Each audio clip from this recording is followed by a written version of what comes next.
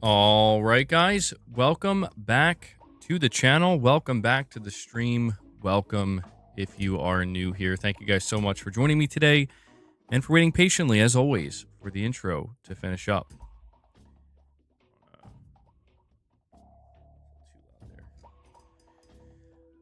Hope everybody's doing well on this Friday. What happened to yesterday's stream? Yeah, I had to get rid of it because copyrights. Again, I just spent a bunch of time removing all the copyrights from my channel to then just have yesterday's stream receive a copyright. So I do apologize about that. I guess I shouldn't be surprised. Or too surprised, because we did react to a bunch of different things regarding Death Stranding 2. But yeah. Every time you hit the like button, you're always the 25th.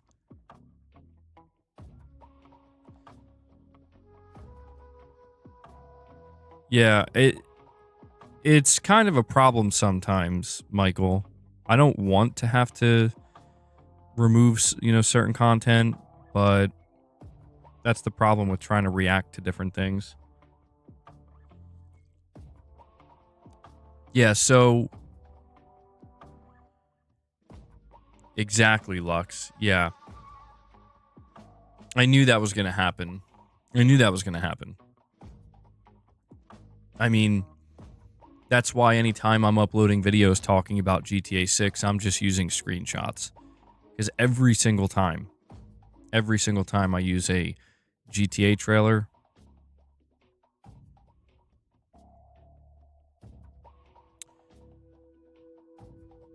I don't know that it was from Sony Music. Wow, that's pretty bad. I would have thought it would have been Take-Two Interactive. But yeah, guys, welcome to the stream. We have a couple of different topics we're going to be discussing today. One of the things we're going to be talking about is another apparently secret PlayStation project that's in development that seemingly leaked out. It's something that sounds like it could be early on in development, but something that has been making the rounds a little bit, although may also be going under the radar for a lot of people. So we're going to talk about that. We're going to go over that report, talk about what the secret project is. We're going to be talking about Death Stranding 2 once again. I want to talk about Death Stranding 2 just because, we've learned a lot more about it. I want to talk, kind of gauge our hype levels for it, just discuss it a little bit. Previews are out. I had no choice but to remove that stream yesterday since I was reacting to a bunch of stuff, which I'm not going to be doing today. And we're also going to be talking about Doom: The Dark Ages. I'll be giving my impressions. I was able to put about 5 or so hours into it, give or take. So I'll let you guys know what I think of what I played so far. And I'm sure we'll be talking about some other things over the course of this stream as well. One of the things we can start out with, though, is... and it's not a good thing about Doom, but it's a report that came out that apparently the physical PS5 version of Doom will not... apparently... hold on. What is that? Sorry. It's not going to have, is what I mean to say, the game on the disc. It's going to have like 54 megabytes or something like that. And you have to download the entire game. So... yeah, it seems like Microsoft is basically doing what Nintendo's doing. How can you review a game with only 5 hours? I'm not reviewing it. Yeah, I can't review it. I didn't play enough of it. I haven't been putting a lot of time into Doom. Frankly, I've been kind of enamored with Days Gone again, so you can blame Ben Studio for the timing of the release, but also because I haven't had as much time to play as I would have liked. But yeah, I wouldn't consider this a full-blown review, just my impressions. So yeah, you don't have to worry about, like, I'm not going to tell you, like, oh, I'm reviewing it after 5 hours, Lux with the super chat says, a GTA 6 leaker who got other claims correct said it will contain pride parades throughout the city, and you can't hurt or on a live, the ones taking part. If true, that's interesting. Censoring? Do you have the name of this person, Lux? Or because, like, you know, before I say anything about that, I would like to have some idea of where it's coming from, the track record of the individual saying this, because that's like a hyper. I'm going to be honest, man. There's a lot of stuff I would like to know about GTA. That is an interesting thing to learn about it, but there are definitely other things I would have preferred to learn first. If that is true, though, I mean, that's going to be, I think, a problem to an extent. How big of a problem, I'm not sure, but I think some people will take umbrage with that. So it does sound a little bit like bait. Not blaming you, Lux, I'm just saying. Forget the name, but he got the names of the characters correct. Oh, okay, I think I know who you're talking about, actually. I think I saw that person on Twitter. Did he post it on his account, or is it somewhere else? And we have Michael Lynch with a $5 super chat. He says, Digital Foundry says the PlayStation 6 could have 24 gigabytes of RAM. PS5 has 8. I think the PS5 has 16, right? Boss, stop. Okay. Biting the mic like that, man. You know this. Yeah, so the PS5 has 16 gigabytes of RAM. 24 gigabytes sounds about right. I mean, some people have speculated maybe 32 gigabytes. I'm going to assume it's going to be 24. If it's more than that, that would be pretty interesting. I mean, that would be a lot of memory.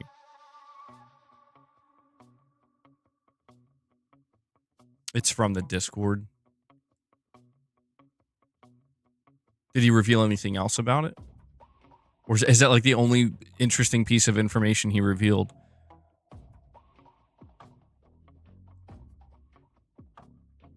$24 gigabytes of RAM for the PS6. I think that's a pretty safe bet.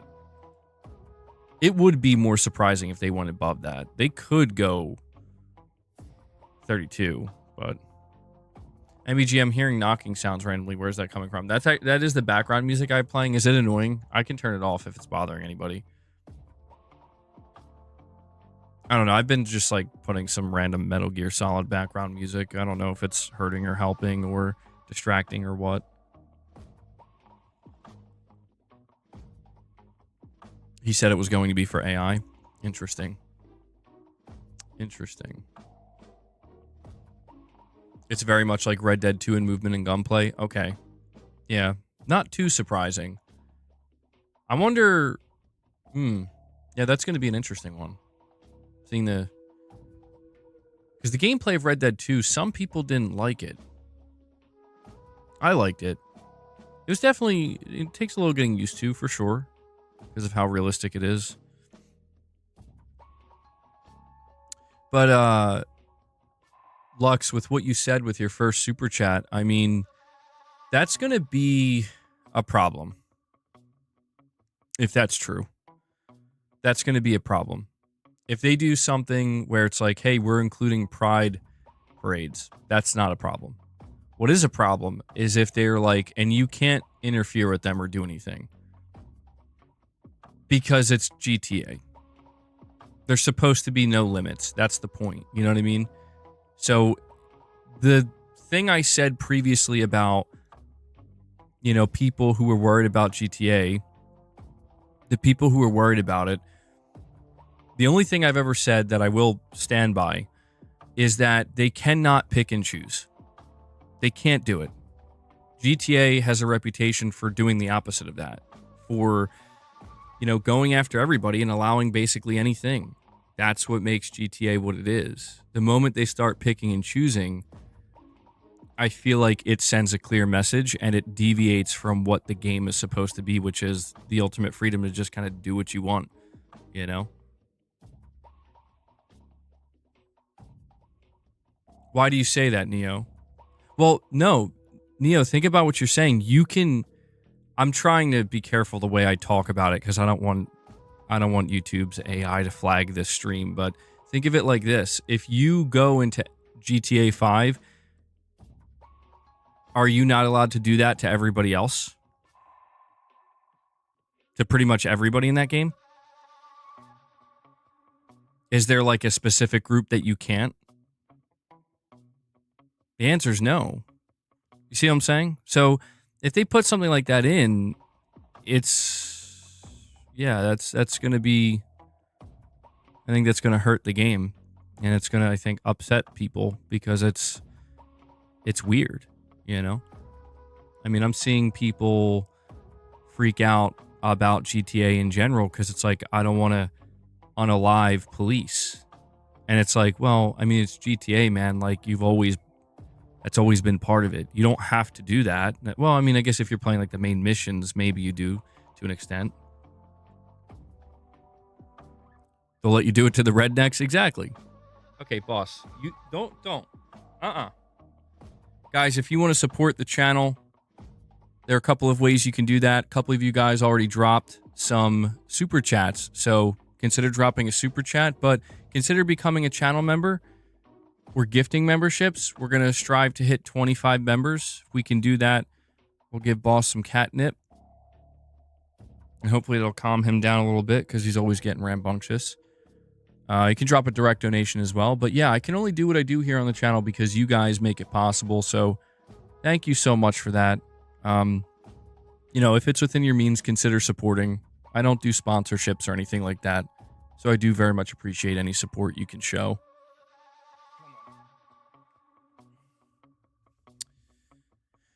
We have a super chat from Michael Lynch, $5 chat. He says, however much RAM is there, I'm okay with it. Mark Cerny, he is at the helm, and I fully trust him. I completely agree, Michael. I completely agree. Mark Cerny hasn't let me down yet, man.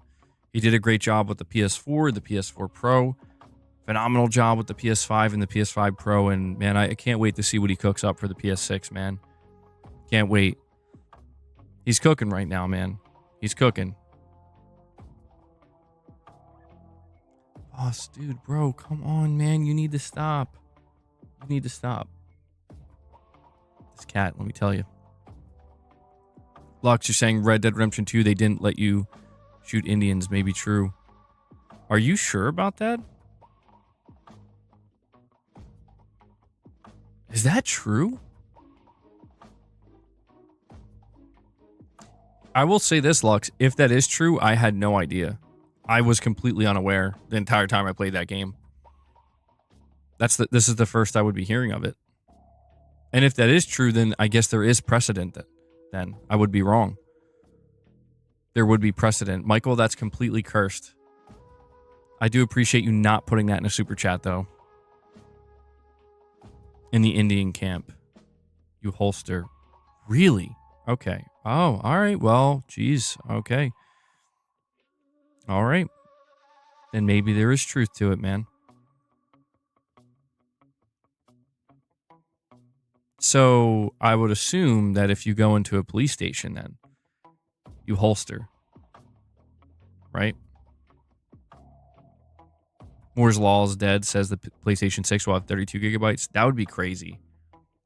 Dude, 32 gigabytes. I mean, I am expecting 24, but if they go 32 gigabytes for the PS6, that's a lot. That's a lot of memory, dude.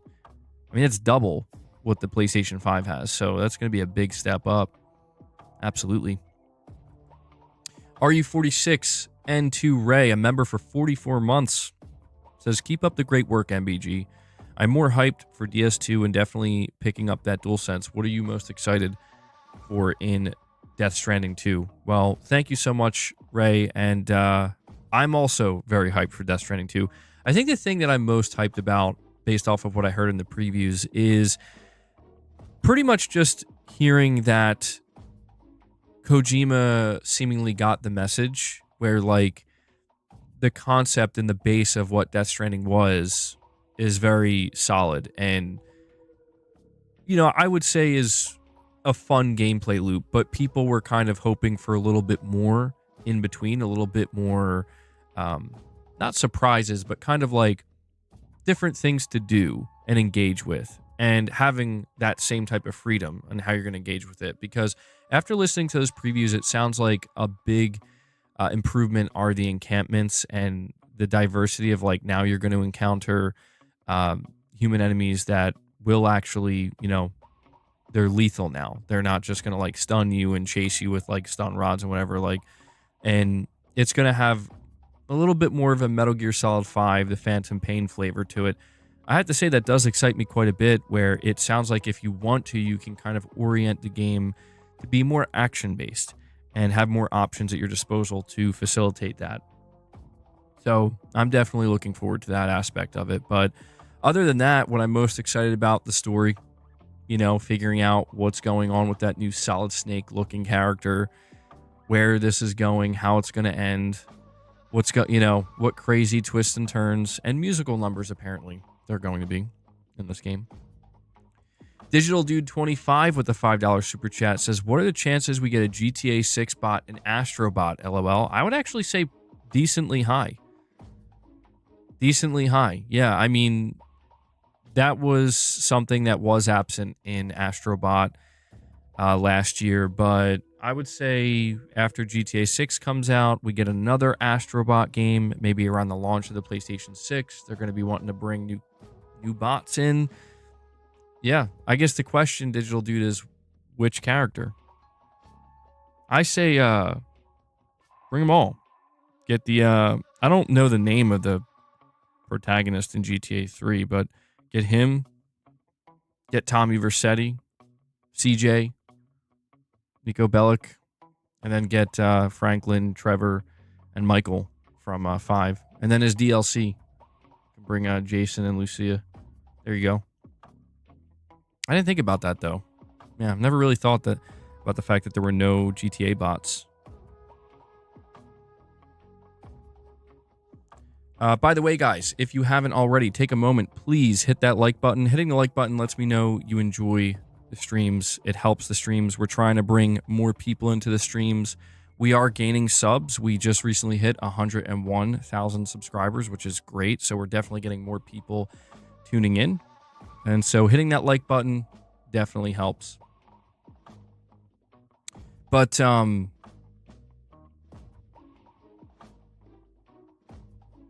on one second.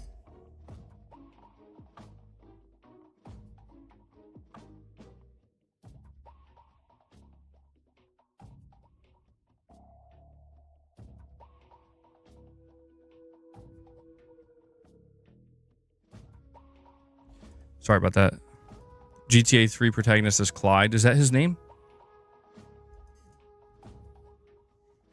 Claude. Okay, Claude. I was going to say Clyde. Doesn't ring a bell. Claude. Boss is looking like he's plotting. He's always plotting. No. No, boss. Will we have a members lounge today? We'll see how it goes. We might be able to.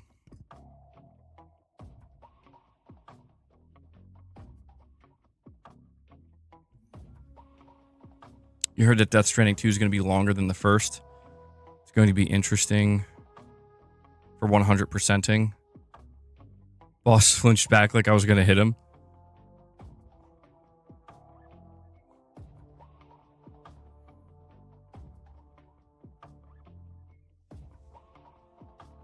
Are you sure? He doesn't look phased. He's looking at me like, what are you going to do? See now? See what you made me do? You're trolling me now. But, yeah, Death Stranding 2 apparently is going to take like 75 to 80 hours to beat. Still not clear if that's 100%ing the game or if that's just, if that's just the main story. I mean, if that's just the main story, then my God, it's going to take forever to do everything in this game.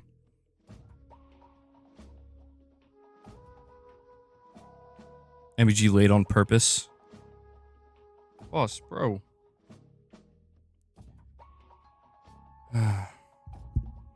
Stop. Why do you do this? I know he wants treats, but he ate way too many treats the other day.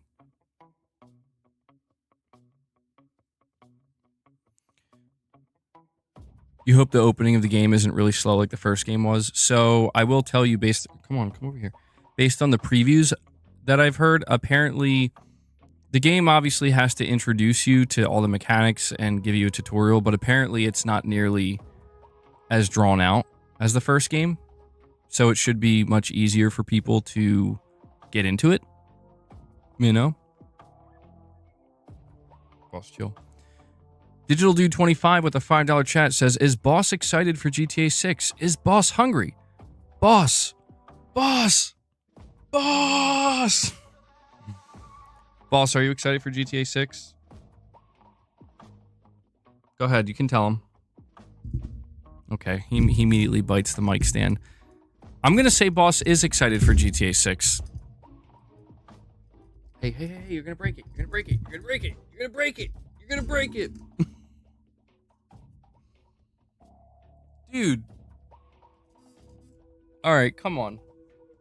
Boss, we love you, but you can't break my stuff. I can feel him getting more tense. Ow. He's getting feisty. He's getting feisty, dude. I can feel him tensing up like he's like, I'm getting, come on, bro. I need my fix. Just gonna put my elbow up here. Boss still treats the other nights. Consequence is he's grounded from snacky cakes for a bit. Yeah, he'll have to settle for some catnip. Don't hurt me, boss. Anyway. Yeah, dude. Everything I've heard about Death Stranding 2, it sounds like it's bigger and better. In every way. I know that sounds like cliche, but... An RU46 N2 Ray comes in and drops 5 membership gifts for you guys. Ray's like, I see boss, bro. And we gotta get this thing started. Ray, thank you so much for that, buddy. Thank you for kicking it off today. I'll add that to the counter in just a moment. Most games feel like a chore by the time you get to the end of them. I think it depends on the game. Some games can. I'm curious to see how Death Stranding handles that, because yeah, by the end of Death Stranding, I mean, you're hauling so many packages. You know, you do quite a bit of backtracking as well. It doesn't feel necessarily like a chore. To me, the only part of Death Stranding that felt a bit like a chore was when I was trying to 100% it. You know? When I was trying to 100% it and I had to do some of the side deliveries that, you know, it turned into a little bit of a grind. Boss wants to make me extinct. All right, Ray, let me add your... Oh, man, I can feel him, like, resisting.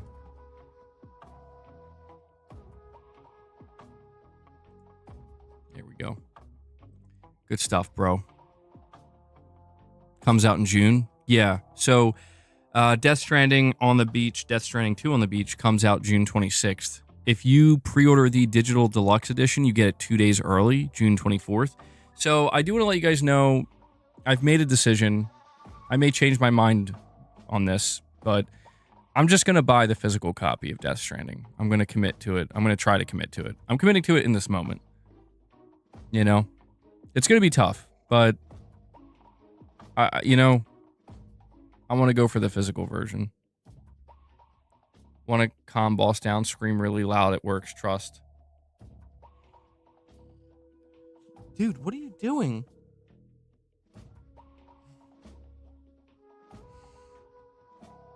Dwayne Johnson says, MBG, happy Friday and good afternoon. How's your week and Friday been? It's been pretty good. Ow! Yo! All right. Bad cat. Go. No. Bad cat. No.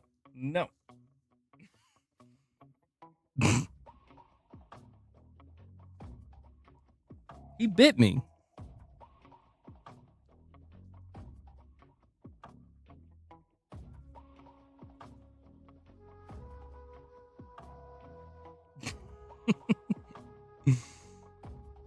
MBG just talked to The Rock like he was a normal person. I don't think that's literally Dwayne The Rock Johnson, man.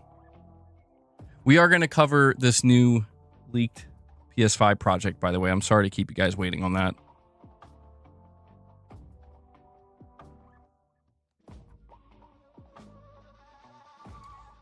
You're praying your physical copy and controller arrive on time.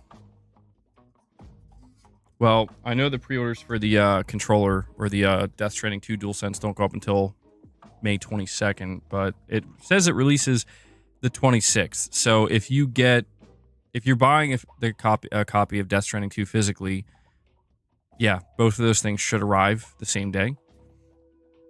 Did Boss gain some weight? Does he look like he gained some weight? Yeah, I mean, after the other night, he probably gained like 2 or 3 pounds. He ate 1/4 of the entire container of treats because he knocked him over. So Michael Lynch with the $2 chat says, I thought we would have gotten a Megan appearance. Yeah, I mean, she'll be back at some point. I'm just trying to time it right, you know? She's not like gone from the channel forever or anything like that. You guys, I mean, she comes in here pretty frequently. Pretty frequently when we're streaming. Sometimes you can maybe hear in the background.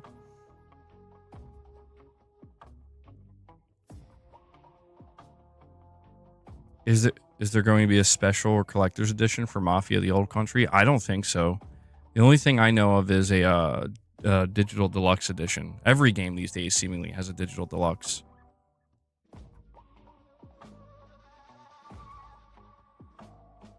One thing that scares you about cats are their claws. Yeah, they should. They hurt. What, dude? What is he doing? Oh my god! What is he doing, bro? What? You can't fit in that. You can't. You can't.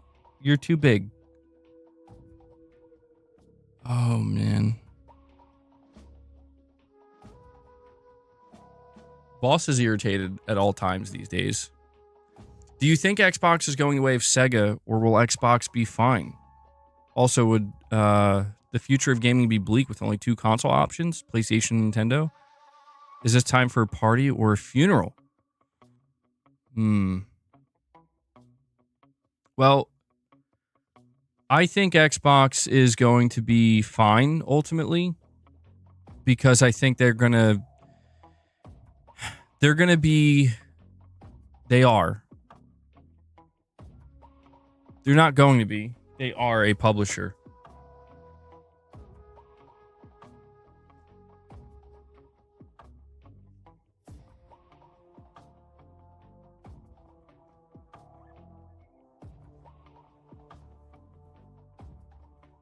That's what he was trying to get. Yeah, Microsoft is a publisher now. They are a third-party publisher. They're the biggest in the industry, I think. They're the biggest third-party publisher on PlayStation right now. So I think, I don't necessarily know it's like time for a funeral, right? It really depends on how much you cared about the Xbox console ecosystem. The Xbox console ecosystem is done.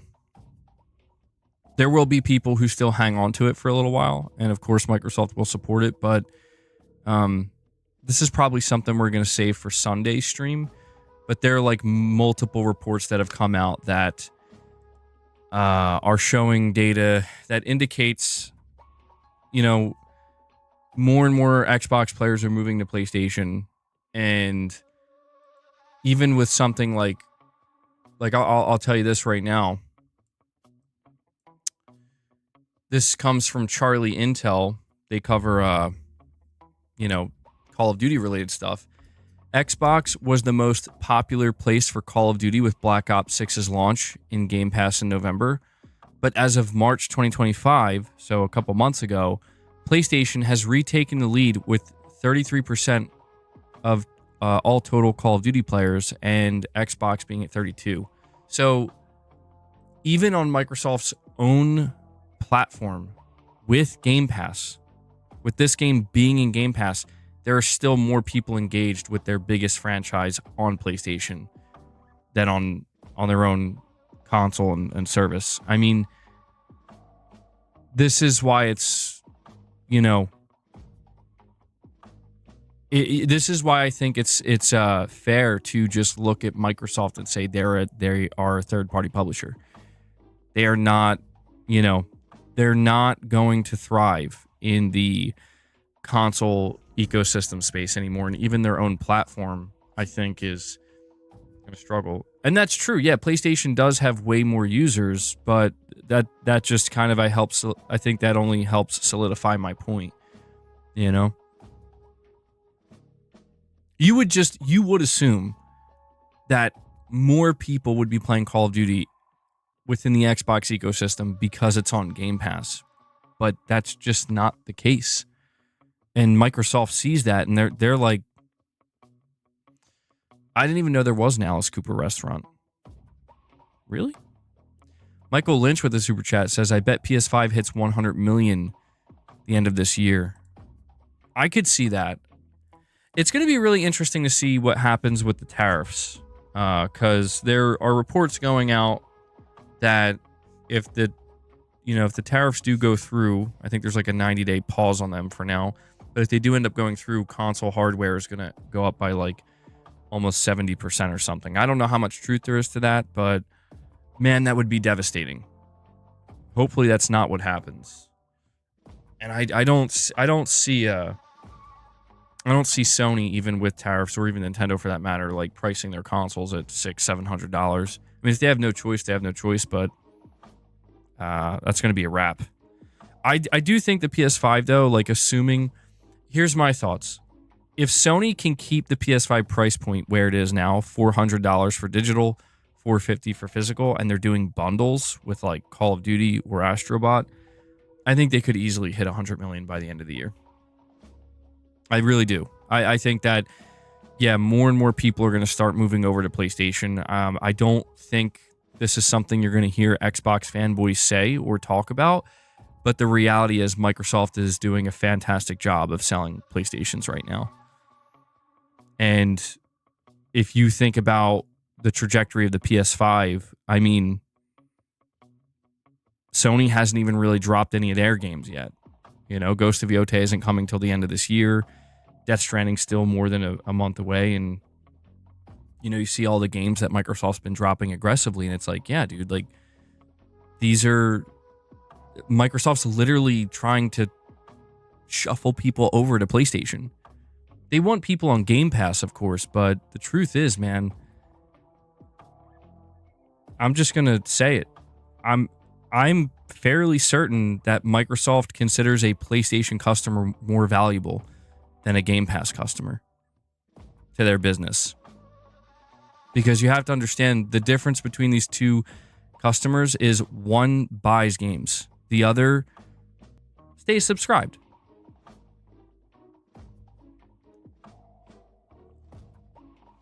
So it's really, really interesting to see the way. And I'm not saying there isn't. Microsoft values both, of course. They value both. But it's just interesting to think that, like, man, they are. Like I said, we just covered the fact that there's going to be a Call of Duty Black Ops 6 PS5 bundle. I'm like, wow, okay. I mean, that's Microsoft owns that franchise now, and they're still like, yeah, please do PS5 bundles. That's kind of crazy when you think about it, right? And Corey the Legend Landiga comes in and drops another 5 membership gifts for you guys, bringing us up to 10 on the day. I'm no hero. Never was. Never will be. Corey, thank you so much for that, man. Let me, So, I know I don't have the bar up anymore, because this is what it looks like. I'll show you.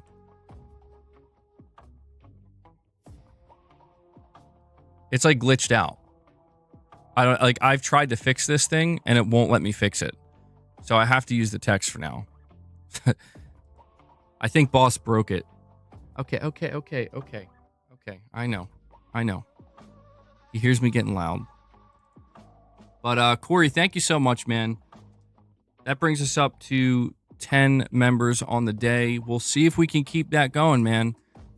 See if we can get to that 25 mark. And please, God, let's get to the 25 mark so I can give boss his catnip and he can calm down.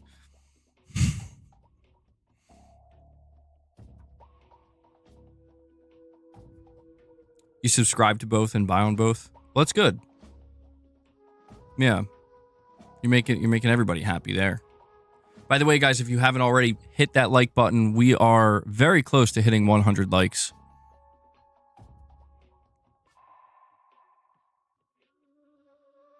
They make more off of one game sold versus one sub in Game Pass after 2 games. It's even more.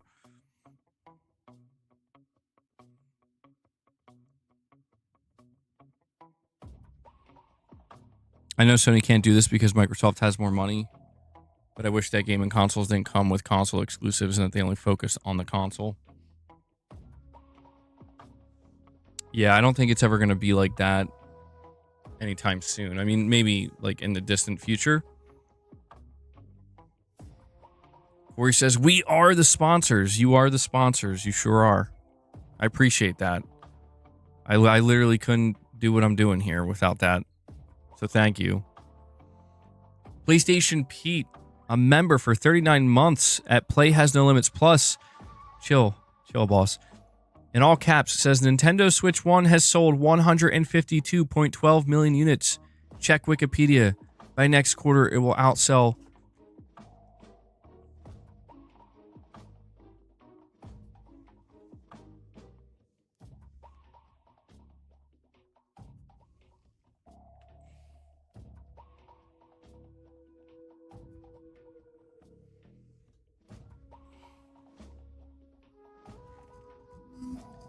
At this point, I'm being held hostage by boss. Okay? So, whenever you guys want to hit the 25 mark with memberships, please, by all means, do so, because he's holding me hostage now. Holy shit, that hurt. Get away. PlayStation Pete, I'm sorry, man. Let me try to read your chat again. Nintendo Switch 1 has sold 152.12 million units. Check the Wikipedia. By next quarter, it will outsell the Nintendo DS. Switch 2 could derail it from outselling the PS2. I mean, we've been talking about this for a little while. The PS2 is at 160 million. I still think the Switch is gonna... I still think the Switch 1 is gonna surpass the PS2. I think there's going to be enough people that still want to buy it. You know? And Hellbound 1981, he's trying to answer the call here. He's like, I got you, MBG. I got you. I'm going to drop another 5 memberships. Hellbound brings us up to 15 members.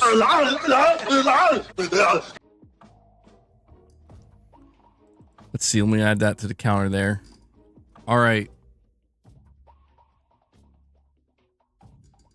Damn it. We are, we're 10 away now. Nope, we're not there yet. We're not there yet. Oh my God. What has gotten into you? What has gotten in? He looks like he's going to pounce on me, bro. I don't understand what's gotten in the boss. He's purring really loud, by the way. I don't know. I know it's not being picked up on the mic. He's aggressively purring, dude. God, I'm scared at this point. Anyway, PlayStation P, I do think the Switch 1's going to end up outselling the PS2. I just think it's going to take a little bit longer, but I think when it's all said and done, I think it's going to happen. The Switch 2, it does seem like it's going to be in this awkward position where Nintendo is letting everybody know right now that if like the tariffs go through, they're gonna have to increase the price of it. And I think if that happens, the chances of the Switch 2 derailing it, like derailing the Switch 1 from being able to outsell the PS2, I think it actually does the opposite. I think if the Switch 2 price ends up going up, that's going to help Switch 1 sales ultimately. I do. So I think that's kind of where I'll leave it. I think at the end of the day, it will end up outselling the PS2, but if the price of the Switch 2 stays where it is, it'll just take a little bit longer. I mean, is there a reality where the Switch 1 just stops and it just, you know, it fails to hit the 160 mark. Maybe. I don't know that I'm convinced that that's what's going to happen, though. And we have a Perfect Image with a $2 direct donation. Thank you for that, Perfect Image. He says, hey, bro, it's crazy. Mafia Old Country still hasn't posted where to buy physical yet, saying PC requirements. This is crazy to see. No one's saying nothing.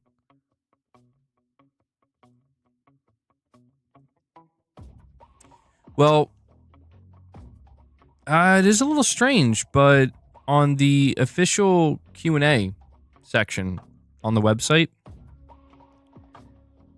I'm going to sneeze. Chaos. It's chaotic stream today. Take-Two Interactive did confirm on their official website for Mafia the Old Country that they are doing a physical version. So even though it's not up for pre-order yet and we don't know where to buy it, they did say they're doing a physical version. So, yo, Corey, are you really behind? I think Corey's behind on the stream, bro. Corey, you got to refresh, man. Because I just saw in the chat, he said Claude is GTA 3. He was answering me about when we were asking or talking about the protagonist for GTA. Yo, somebody's got to let Corey know. That's funny, dude. That happens sometimes. I see people in the chat.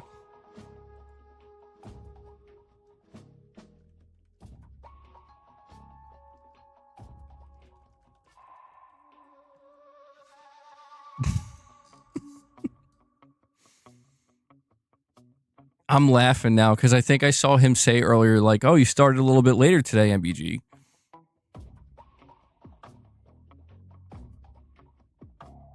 Did I go over the leaks for PSSR 3 aiming for a locked 4K 120? No. I didn't even see anything about that. Hold on. Where... Can you tell me where those leaks are coming from? Because I haven't seen anything on it.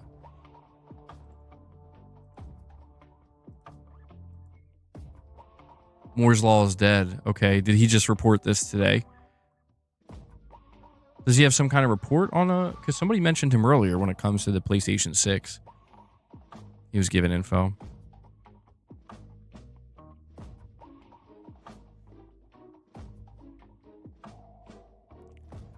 Corey's like, whoa, whoa, whoa, bro. I'm just a little bit behind, all right? I'm waking up. He's like, why is everybody coming at me? I mean, PSSR 3 aiming for a locked 4K 120. I mean, I'm assuming that's for the PlayStation 6, right? Check his last stream. Yeah, maybe I'll look into that later on today. We could report on it. Maybe on Sunday. I will be talking about Doom soon, giving my thoughts on it.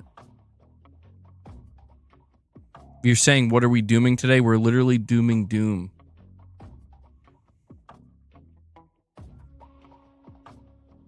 It'd be frame gen, I believe. So the game would only be really running at 1440 60.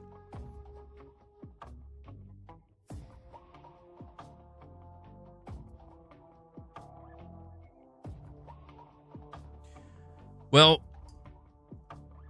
it's okay, Broccoli Rob. I forgive you. Why isn't all of Doom on the disc like Expedition 33? Yeah, so this is something that I saw leak out. Apparently Doom on the PS5 physical version, it's just not on the disc. And this is like the second time Microsoft has done this. So Indiana Jones didn't have the full game on the disc. Now Doom, almost nothing is on the disc. And it seems like, if I had to guess, Microsoft is going to start doing what Nintendo is doing with their third-party games, where it's basically, you know, the data is not going to be on the cartridge, the data is not going to be on the disc. You can buy them physically. They're just going to act like an activation key, essentially, to download it. I'm thinking that's what it's saying. Microsoft has been like this for years. I mean, I guess maybe you're right. I wouldn't know. I haven't bought any physical Xbox games, so you might be right about that.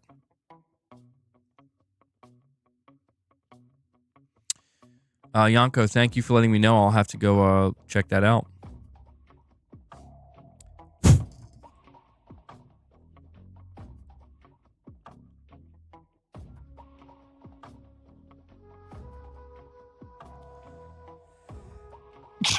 Oh.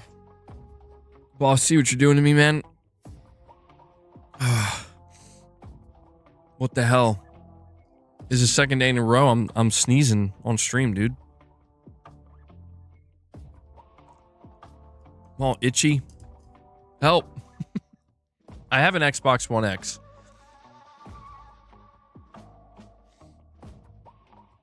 I do have an Xbox One X. I don't really use it though, but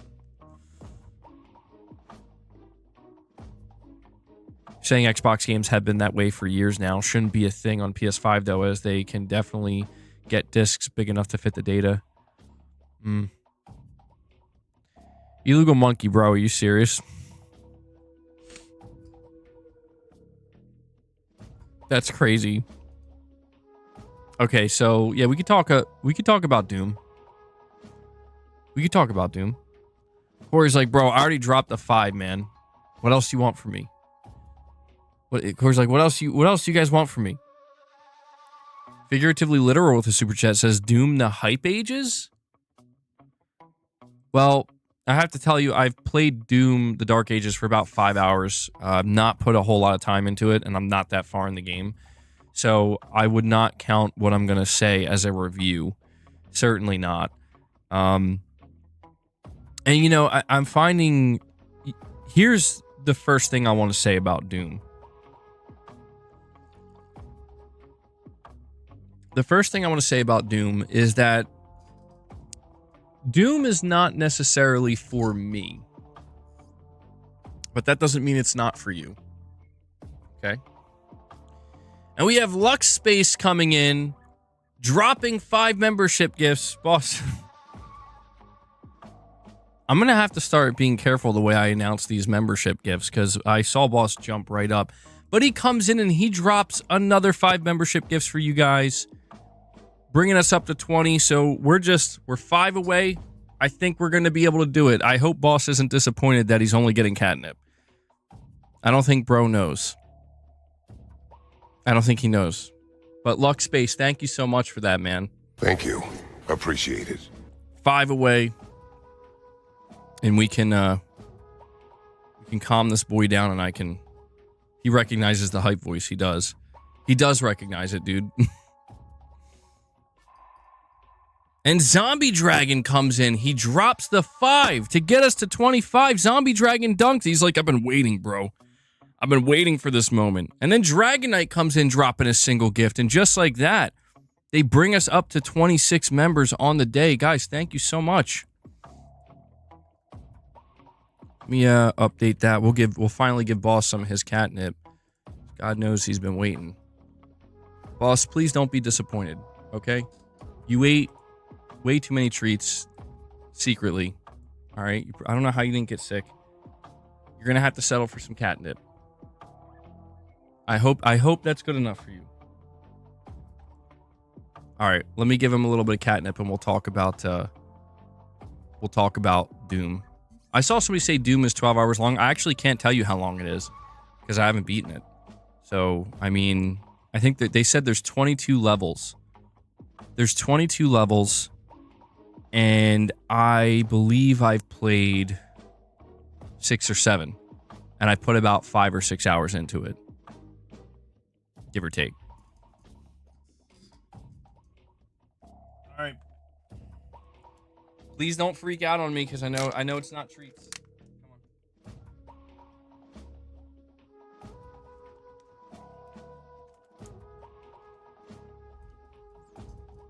It's about 12 hours. Really? That doesn't sound right to me. It has to be longer than 12 hours. Maybe it is. I don't know. Unless like some of the later stages you go through them real quick maybe. Because I've only made it to like stage 6 or 7. I think I'm at like level 7 of 2022, and I put about 5 hours into it. So, but yeah. So that's what I want people to understand. When I've come to the conclusion that Doom just isn't for me, man. Like, I don't have a problem with it. I think Doom: The Dark Ages is a fantastic game. It's one of these weird situations where, like, as I'm playing it, I'm like, oh, I think Doom fans are gonna love this. I think anybody who enjoyed the previous 2 Doom games is gonna love this one. But there is a major change. Now, I did play a little bit of Doom 2016. I can't speak about Eternal, so that's like a complete blind spot for me. I will say that what they've been telling you about Doom: The Dark Ages is true.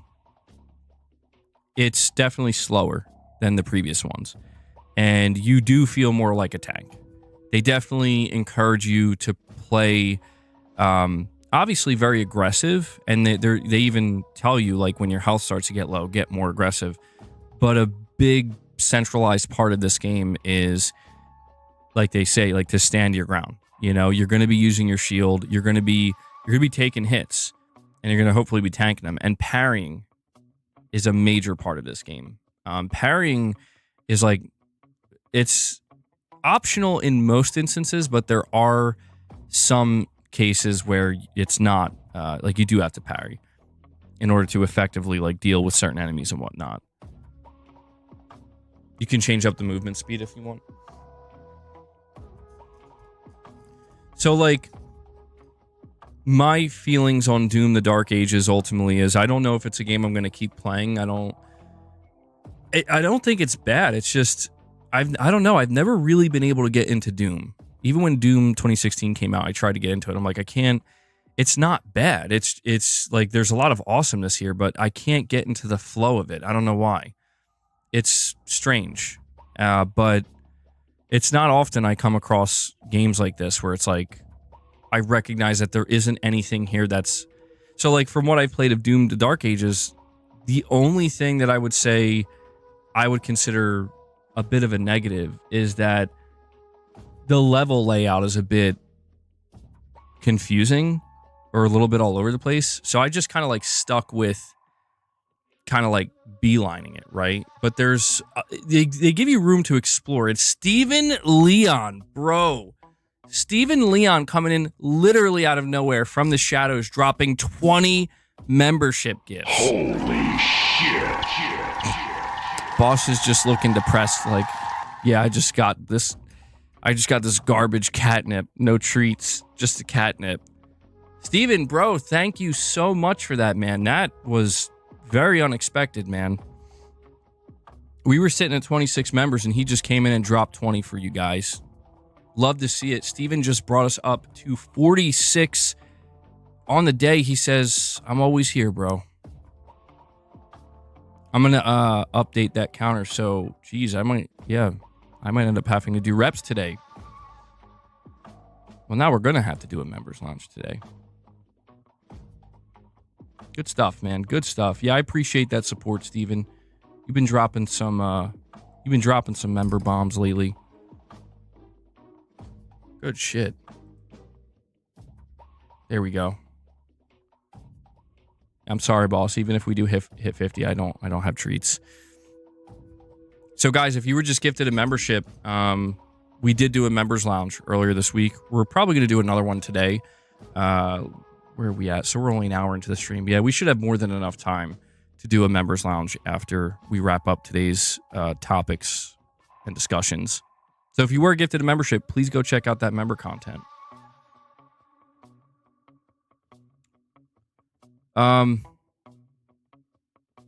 It's an old school shooter with new graphics. I couldn't get into Doom, unfortunately. I mean, I will say that's what's interesting when playing it is, like, I think this Doom, more so than the previous two, does feel more akin to, like, the original Doom games. You know, where you're doing more strafing, you're grounded, you know? And it does kind of change the dynamic of it quite a bit. And I would say that playing defense is just as important as playing offense in this game this time around. And I don't know how Doom players are going to respond to that. I don't know how much they're going to enjoy that. I mean, I did like what I played. Yeah, man, there's something about Doom that no matter how much I play it, it doesn't get its hook into me. But I will say the weapons are badass, man. Like, this game is badass, obviously. I feel like that goes without saying. But some of the weapons, it feels like for every level I played, it feels like they were always giving me a new weapon. I mean, they got some really, really awesome weapons in this game, man. I don't want to like spoil anything, but they got some craziness going on. Wife got a new job. She makes 5 times my pay. Sugar mama love. Oh, wow. Well, congratulations, Steven. That's awesome. And thank you for sharing it, bro. I very much appreciate that. He dropped 5 more gifts. Steven's like, I'm going to do it myself, bro. I'm going to get us over the 50 line. Steven, we need some W's in the chat for Steven Leon today, man. Coming in big for the community. Love to see it. Love to see it, bro. So I'll leave it to you guys. We'll put it to 75. We always cap it out when we have these streams where we get a lot of member gifts at one time, we always put a hard cap on 100. All right, at least for, moving it up. So that way there is like ultimately some kind of end goal. Man's out here dodging memberships like Agent Smith. Who's dodging memberships? Who's dodging memberships now?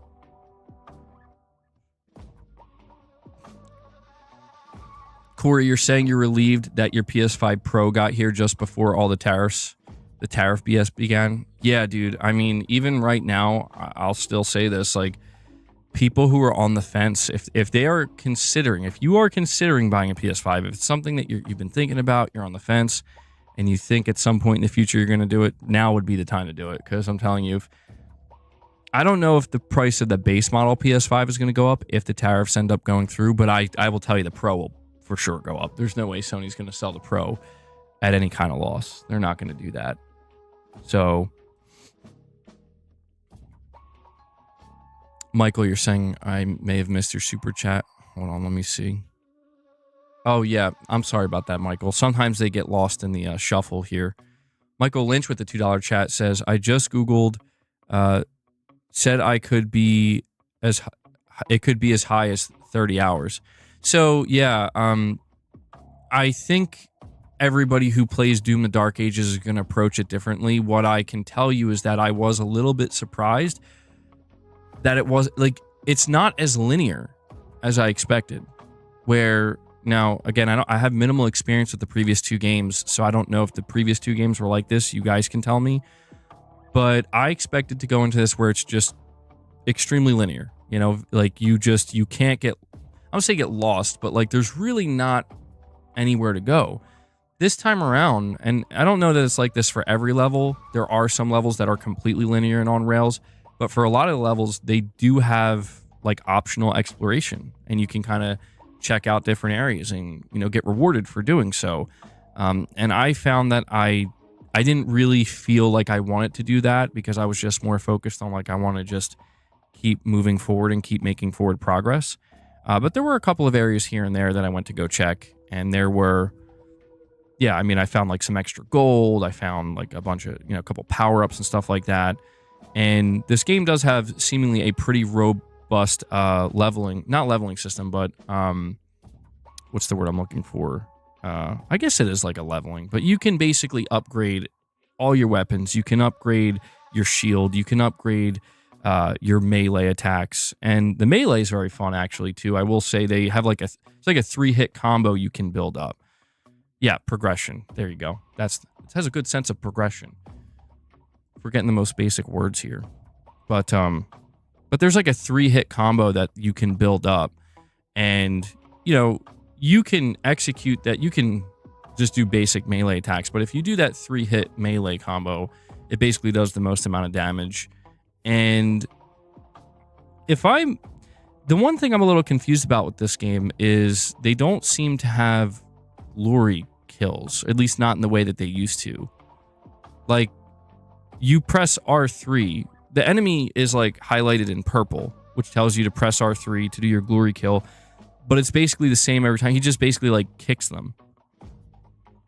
And they just like they don't like explode, I don't think, but it doesn't feel as like intense or as gory. Because I do remember in like, unless I'm misremembering, but when I was playing Doom 2016, I feel like I was going up to people and like ripping them in half and shit like that. GC84, I'm going to read your chat. Let me just refresh this here because it's not showing for some reason.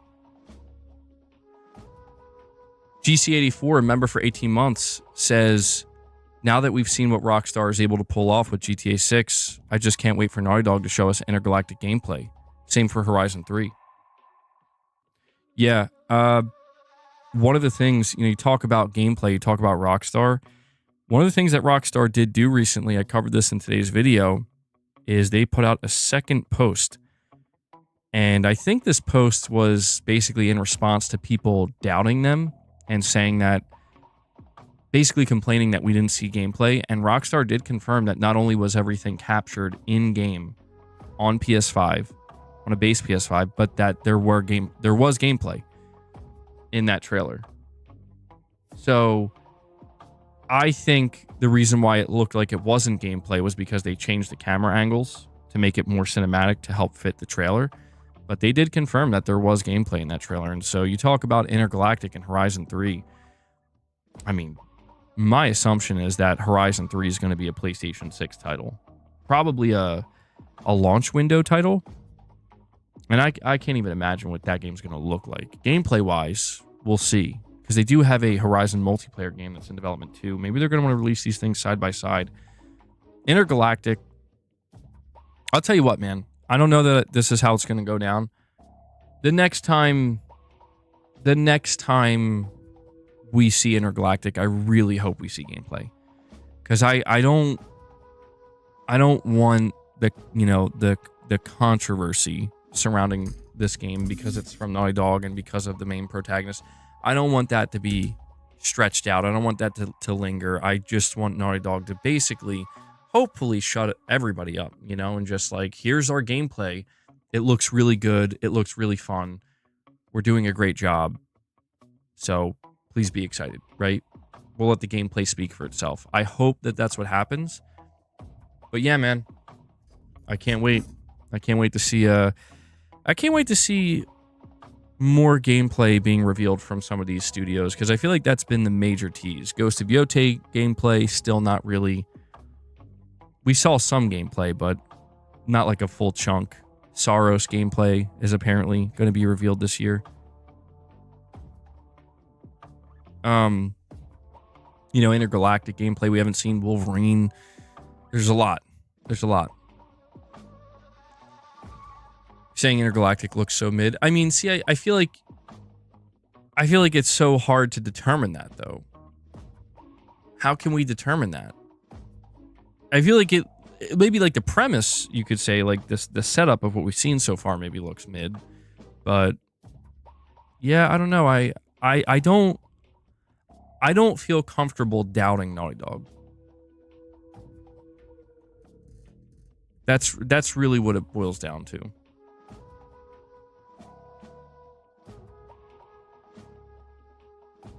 Sage Infinite, are you saying you missed the last couple of streams? I had to remove yesterday's stream because I got a couple of copyrights from some of the stuff I was reacting to regarding Death Stranding 2.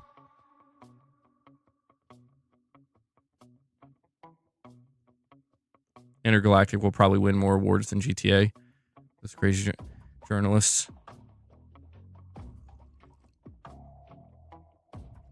I mean, yeah, it's I think Naughty Dog's always going to win a lot of awards, but I don't know. GTA 6, based off of what we're seeing, it's like that's going to have to end up being the most awarded game, beating out Last of Us 2, right?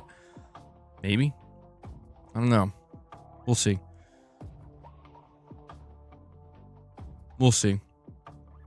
I think the Midnight Walk. I think that game came out yesterday. I've been hearing good things about it. I think Megan's excited for that game. She wants to play it. Apparently, it's really good. Yeah, I went and I watched that trailer again for Mafia: The Old Country. That game it's shaping up nice, man. It's shaping up nice. I'm thinking I might be able to get that. I might be able to play that. I'm a little bit nervous about it because the timing of it. It's coming out August 8th. That's concerningly close to Metal Gear Solid Delta, but it is a $50 game, and they're saying it's like a little bit shorter. It's not like a super long game, and it's linear. So I'm like, okay, all right, yeah, I might be able to be there day one.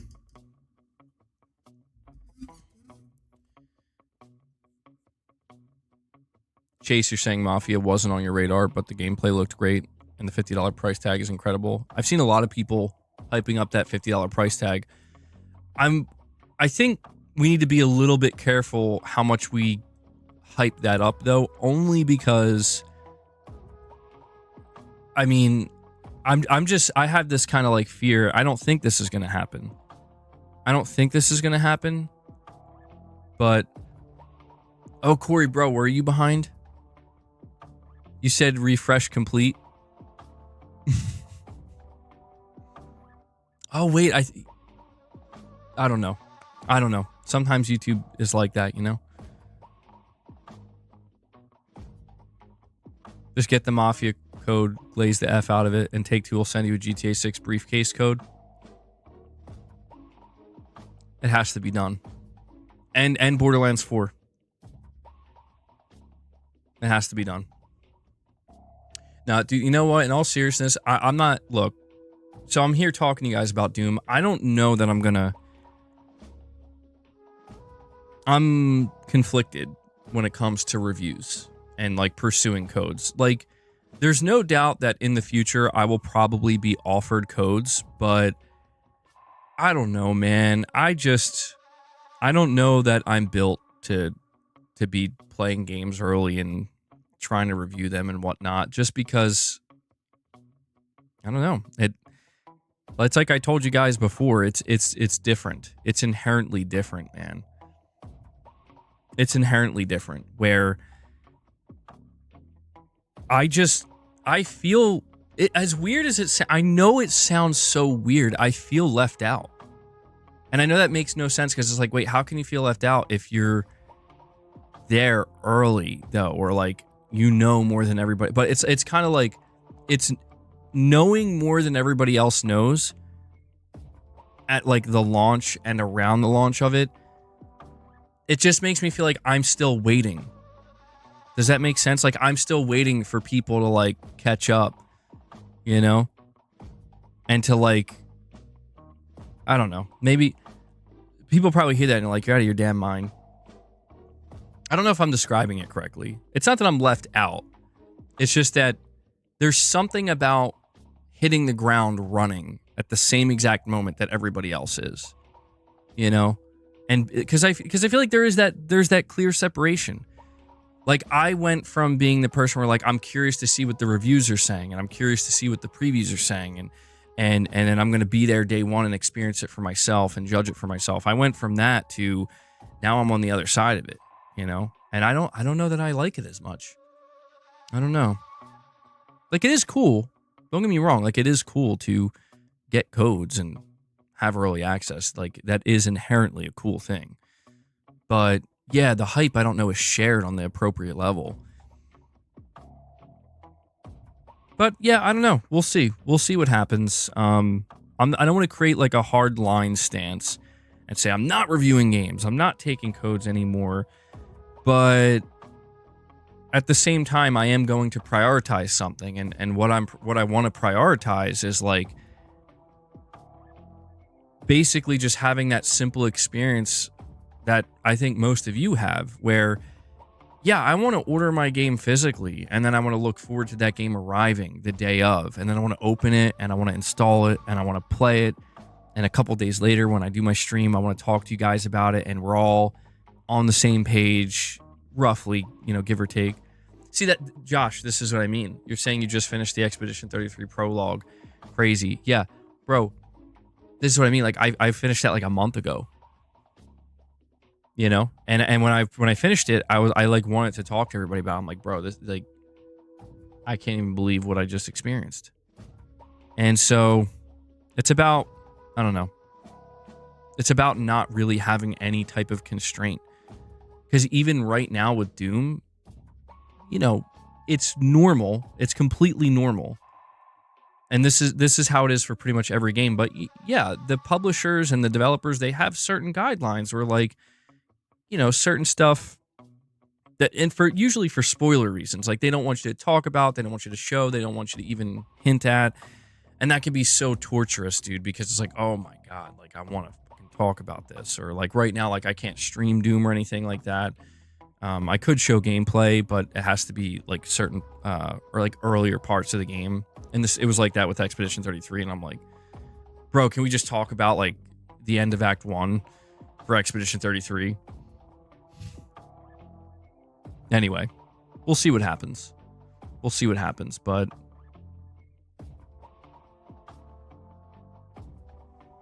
when you say everyone's saying I'm a hater is wild. I had the platinum for Uncharted and The Last of Us 1 and 2, awesome games. Intergalactic just looks incredibly mid. Well, I think it's fine that you have that opinion. I don't think anybody should hate on it. I think that it's totally fine if somebody sees Intergalactic's first trailer and says, you know what, I'm not really excited for it.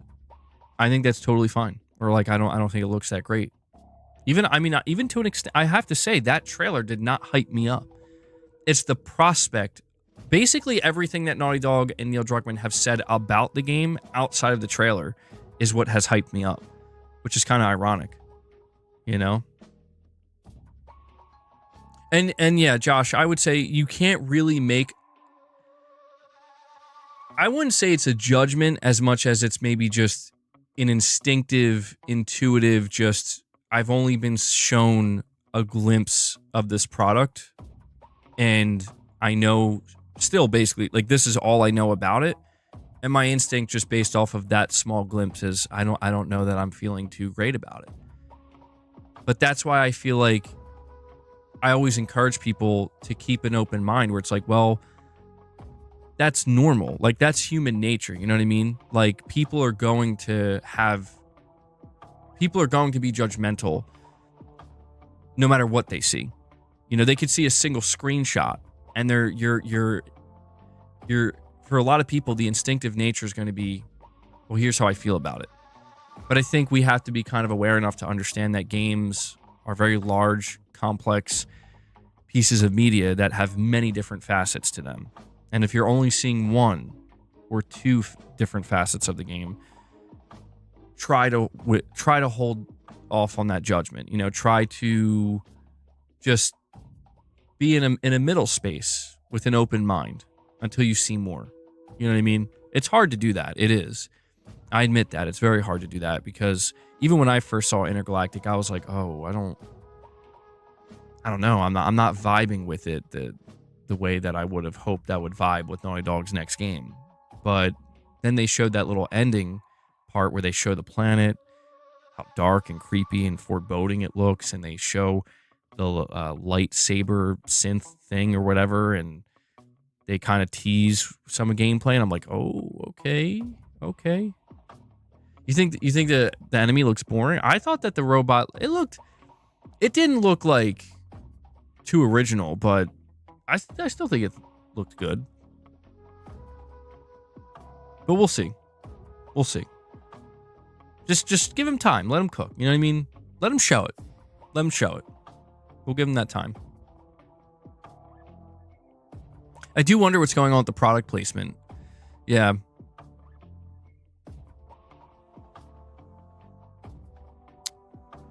I'll look like General Grievous.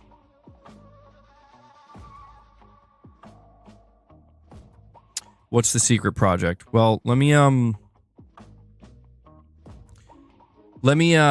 finish talking a little bit about Doom, and then we will talk about the secret PS5 project.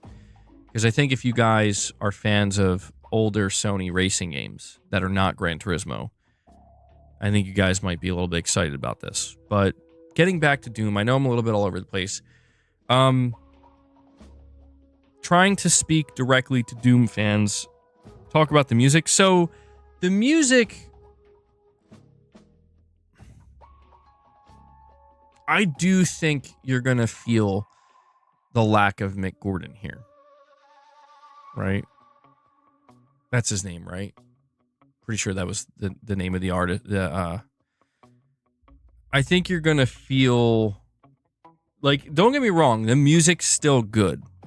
There were quite a few moments where, you know, you're entering an area and suddenly you're surrounded by enemies and the music starts, you know, the chugging starts kicking in, you know, the gent starts kicking in, and the double bass starts kicking in. And I'm like, oh hell yeah, you know. I put my headphones on. I'm like, let's do it.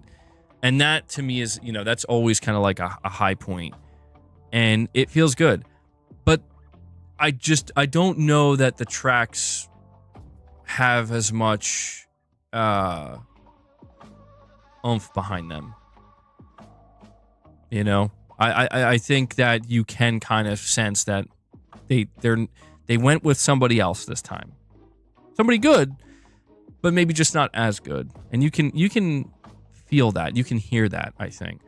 So it's not bad. It's just, I think that it, you know, it is unfortunate that Mick Gordon was not able to try playing Doom without the music. That sounds actually pretty funny. Still probably pretty good, but I do think that it's a shame they couldn't get Mick Gordon back for the third entry here. But the music's still good. Again, I don't want to make people think like it's bad or it's garbage or no. The music, the tracks, they're still good. They still hit. They still slap. You know, but I do think that the music of the first two games is better. But one of the things that I would say, so when let's talk about the mechs, right? I did play a level where you play as the giant Doom mech or whatever. I don't know what they call it. Pretty fun, gotta say. I was a little bit skeptical of it. I thought it was going to come off very like, it just makes you like, it's trying to trick you into thinking that, you know, you're in a giant mech suit, but it really doesn't feel any different than when you're just playing as regular Doom guy, you know, Doom Slayer. No, it actually, they did a good job when you're playing in the mech.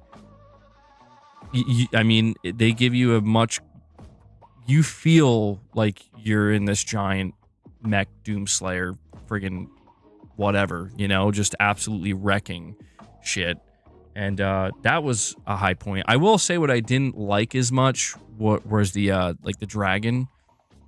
It makes you feel like Doom, yeah, bro. The dragon.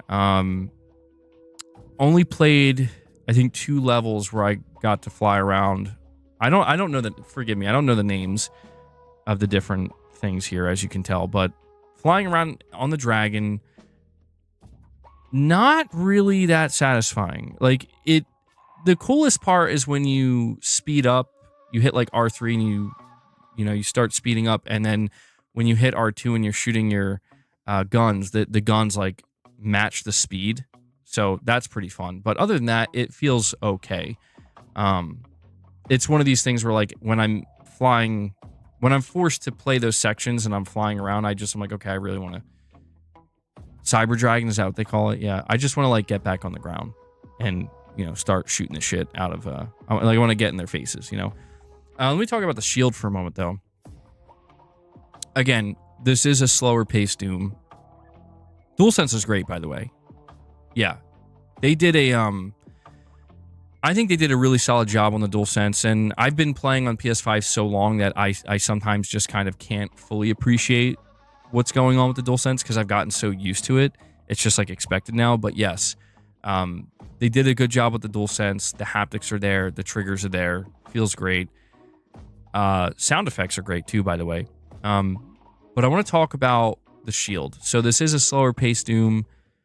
The shield is awesome.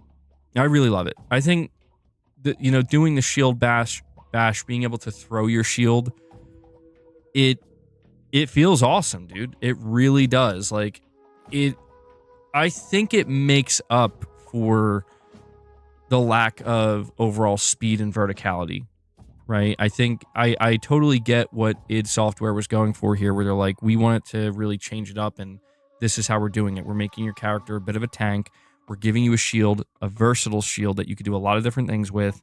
And yeah, I mean, you feel like a fucking badass. You do. I mean, I say this to somebody who, again, the Doom gameplay still hasn't gotten its hooks into me, but there were definitely times where I was playing it where I'm like, this is sick. I feel like and oh, by the way, they do have cutscenes and a pretty fleshed out story. Probably should have mentioned that too. Was a little bit surprised by that. I'm like, I didn't expect there to be this much story. I'm not trying to like oversell it, but I just really didn't expect there to be this much story or having cutscenes this fleshed out for a game where you're, it's all about just making you. I mean, I don't know that I'm taking it seriously. I don't know that it's meant to be taken seriously. It does feel a little bit silly sometimes, but in a good way, in kind of a little bit of a campy way. But yeah, man, Doomslayer, terrifying. Like, yeah, you almost feel sorry for the demons, bro. You'll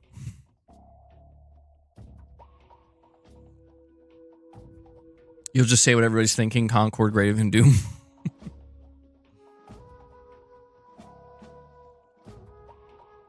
But yeah, so again, I don't want to go too deep into it because I don't feel like I can give a proper review of Doom. I've only put about 5 hours into it. The one thing I do feel confident in saying, with that in mind, knowing I've only put about 5 hours into it, I really do think if you are a Doom fan, especially if you're a fan of the last two games, and if what you've seen of Doom so far, you're like, I think I'm gonna like this. I feel pretty certain you're gonna love it. I feel pretty like it's a quality game. There's quality here. And I did play it on the PS5 Pro. Looks very good, man. Runs smooth. Runs at 60 FPS. Nice and crisp. No complaints. I didn't notice any performance issues or anything like that. You think Doom is better than a PlayStation franchise? Oh, I don't agree with that. I think that's fine. I think it's fine if you feel that way. I disagree though. But Doom's great. Corey, you're hyped. Yeah, that's what I'm saying, man. Like if you're somebody who was already anticipating this game, I'm coming at it from the perspective of somebody where like Doom never really won me over. And I can't tell you honestly, now granted I haven't beaten the game yet, but I can't tell you that Doom just suddenly won me over. I can't tell you that. I would be lying if I said that. But I can tell you it's a very good game. Like it's a very high quality, solid, well-playing game that, again, I feel extremely confident in saying if you're a Doom player, if you like the previous Dooms, if you saw anything of this game, whether it be a trailer, glimpses of gameplay, or full breakdowns of it, and you're like, I think this looks good, I think you're going to really enjoy it. I think you're going to really, really enjoy this game. I feel confident in saying that. I'd be surprised. I am curious to know, though, like when this game drops, for those of you who are Doom players, you guys will have to come back and tell me what you think about the slower pace of it and being more of a tank and using the shield. You'll have to tell me what you think of it, because I like it. I don't think it feels bad at all. I think it actually works really well. Like I totally get what id Software is going for here, and I think they do nail it. Boss versus Doomslayer. Much more focused on melee combat. I mean, yeah, I was beating the shit out of a lot of enemies. Like, probably a third of my kills were, or more than that, it could be closer to half, were melee. This game definitely encourages that, between meleeing, just like using your fist or kicking enemies, but also the shield. Yeah, I would say that that's true. So no crazy jumping around. I mean, you can still jump, you can't, but if you're asking like if it's going to be like the previous games, no, you're not jumping around in that way. So it's very different in that sense. I would say it's more grounded, it's less vertical, but I would say that lack of verticality is made up for with new tools at your disposal and different strategies and ways you can approach kind of taking out the demons. Boss, I know, man. I know. We ain't got no treats now. I'm sorry. You just watch the graphics comparison for Doom. You'll be playing the Game Pass version. No effort for the Pro, it seems. I wouldn't know. I haven't checked it out on I only have the PS5 version, so I can't tell you. That's a shame, though. I hope that's not true. It's disappointing if true. I mean, it looks good on the Pro, though. I didn't notice any blemishes or anything. No multiplayer, no. Single player only. What do I think about Returnal compared with this Doom? Oh, it's I don't know that it's comparable. Well, I would say Returnal's probably more comparable to the previous Doom games. This to me, if you want to try to like bring Returnal into the conversation, this is like if Returnal had a major focus on defensive play, you know, like blocking and parrying and shield defense and stuff like that. So in that sense, I could see it. It looks identical, watched in 4K, awesome looking game. Just no upgrades for the Pro. There has to be something. It does say it's Pro Enhanced. There has to be I wonder what it is. And Delwyn Jones comes in with a very generous super chat. I'm going to start, Delwyn, I'm going to give you a nickname at some point. Delwyn Hype Jones. Can I just call you Hype Jones? I used to call him Dolan, yeah. I don't know why I did that. I called him Dolan for the longest time, and he probably was like, well, it's close enough, I guess, MBG. Do I have permission to just call you Hype Jones, though? You say here, Mafia does come with a physical disc. They already posted it. Day one purchase. Mafia, in my opinion, very underrated game. Most fun series I've ever played. Wow, really? Death Stranding 2 looks completely sick. So hype. Intergalactic will be cooked like GTA 6, delivered godly.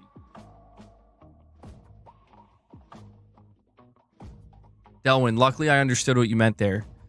Some people might read that and say when you say Intergalactic is going to be cooked, they might take that as a bad thing. But I get what you're saying. I get exactly what you're saying. Hype Jones has spoken. I'm really curious about Mafia, the Old Country. I mean, people were saying like the gameplay, third person action looks really intense. People were saying it was giving them ever so slightly like Order 1886 vibes in terms of the intensity and the close-up camera shots and stuff. And I'm like, that actually, to me, that's a good thing. It looks really intense. And I wonder if we're going to see any more. I mean, we're not that far off from release. It's just a couple months from now. I wonder if they're going to show more extended gameplay. I think people didn't like the open world of Mafia 3. Yeah. Mafia 3, I think people like the premise of it, but the open world didn't really... I think for a lot of people, it felt a little bit forced. Did it have bugs? You like Hype Jones? Okay. I like it too. Hype Jones.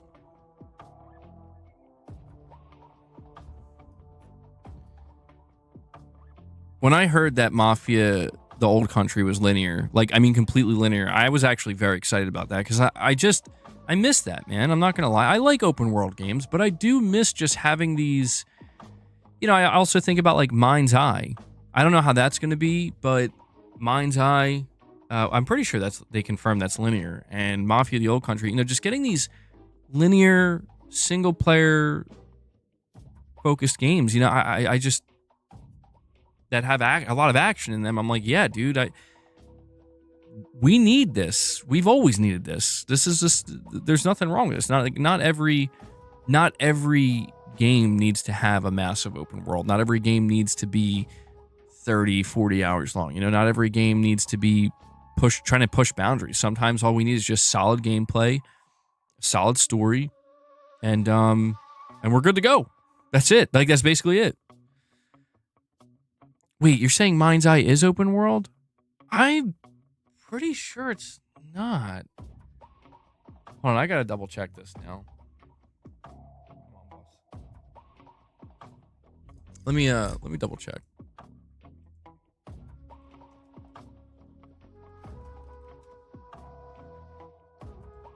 Let's see.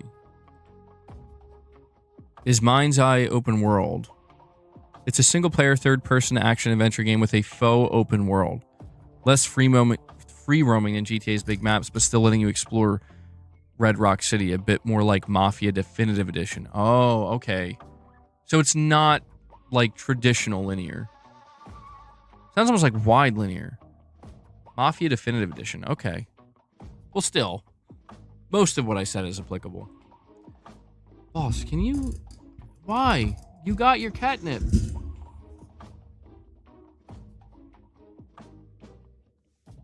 Haven't you tortured me enough today, boy? Getting hair all over the place. This cat.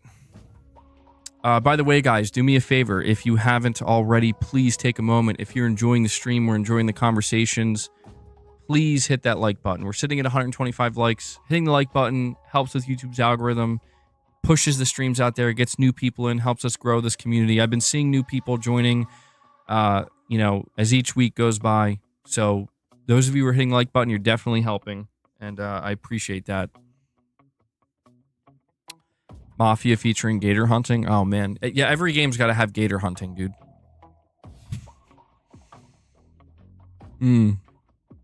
Ghost of Yote, gator hunting.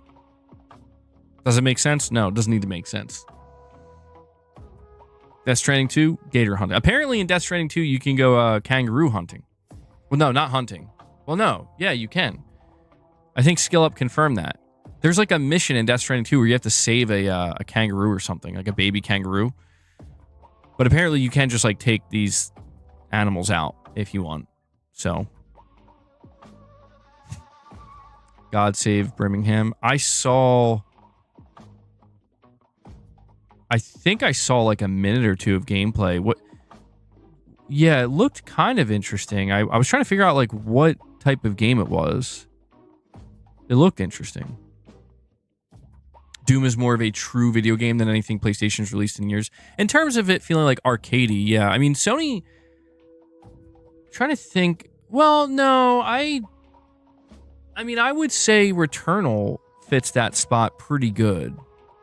Like, I think Returnal... If you look at Doom as, like, that's Microsoft's, like, arcade shooter, I would say, you know, Housemarque probably is what kind of competes. There's like that competition in terms. So like, I guess what I'm trying to say is when the next Doom comes out, Doom 4 or whatever, hopefully it's nowhere near like Soros, right? Because I think those two games, they probably would court a similar audience. Dude, I will say this though, if you're, like I said, okay, if you're hyped for Doom the Dark Ages, I think you're gonna really love this game. Like, if you were already feeling good about it, I think you're going to really enjoy it. Because it's good, man. Like, the quality is higher than I expected, to be honest. I got to be honest with you. I don't know what I was expecting going into it. Like, I didn't have low expectations, but I guess I just wasn't expecting to be like, wow, the presentation, the graphics, you know, how good the shooting feels, how unique each weapon feels. You know, how unique and good the shield feels to use. I think that they did a good job. I think Doom players are going to be very satisfied, man. I think id cooked. I do.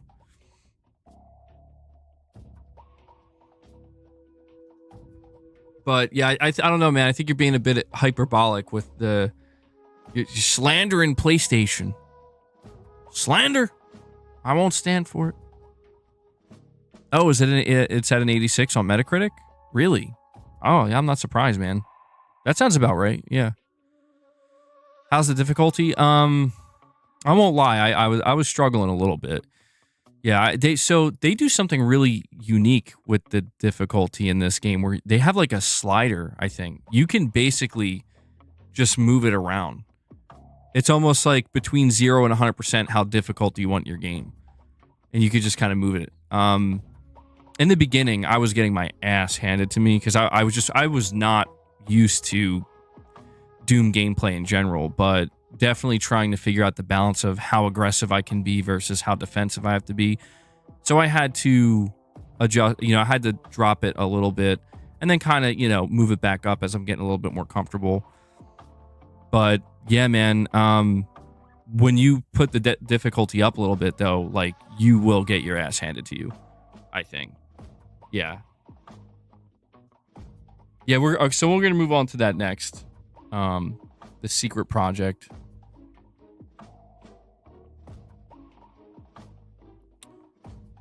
You think Doom would crush Soros in sales if they release together? Well, I mean, yeah, Soros is a new IP, though, you know? And Doom is a beloved franchise. I don't know that it's totally fair to compare them in that sense, sales-wise.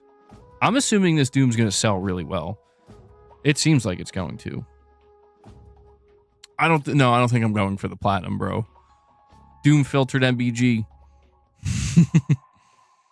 That wasn't that bad, you know? Like, I knew what the hell I was doing. It's one of those things where you dive headfirst into a new game, and, well, to be fair, like, I have minimal experience with Doom in general. So I'm like, okay, this is... Got to be real careful, you know? Got to be real careful. What I really liked, though, and I will say this before we move on, it reminded me of Bloodborne a little bit, where, like, when I was starting to get a little bit, I was struggling a little bit in certain areas. I'm like, oh man, I've noticed like my health is dropping real quick. Shit, I don't know if I'm not defending right or what. And they were telling you, or at least like popped up on the screen, like when your health starts to drop, like get more aggressive.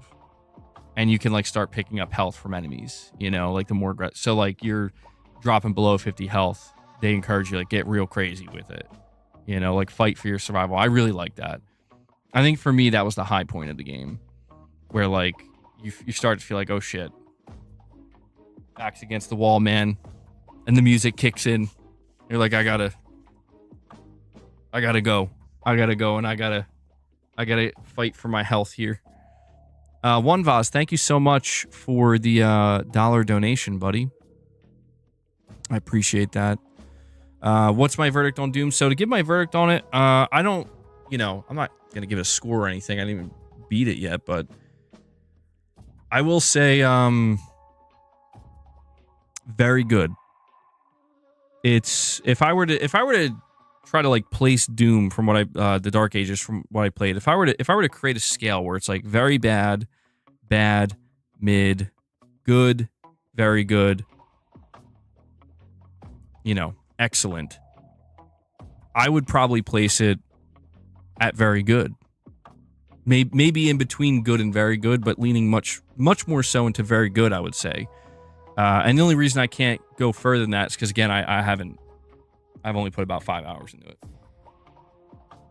Doom is, I wouldn't say it's mid, no. I don't think it's a mid game. I would tell you if I thought it was a mid game.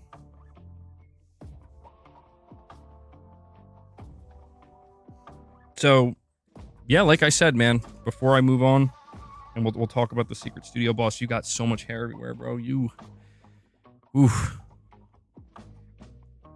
I think Doom: The Dark Ages is probably going to be game of the year for some people. I could see that. But yeah, man, from what I played, if you're somebody who was hyped for Doom, if you watched any of the trailers for Dark Ages and you liked what you were seeing, if you're wondering how the slower combat feels and, slowing it down, feeling more like a tank, I think it feels great. I think it feels very good. I think Doom fans are in for a treat. That's honestly how I feel.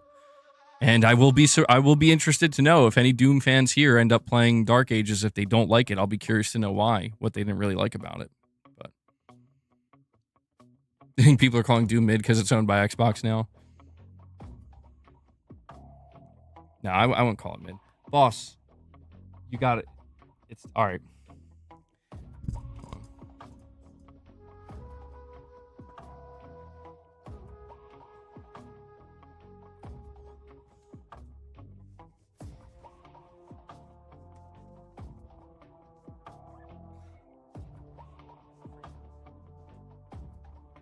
I can't take it anymore, dude. This cat's gonna punish me because he ate all his treats. I don't think so. No, I'm not gonna stand for that. All right, like, boss, I'm sorry, bro. It's not my fault. You decided to knock over the treats in the middle of the night and eat like all of them, practically. We got to take a break now. He wants to be mad at me because I just gave him catnip instead. He's getting like, I don't know if he's shedding or what.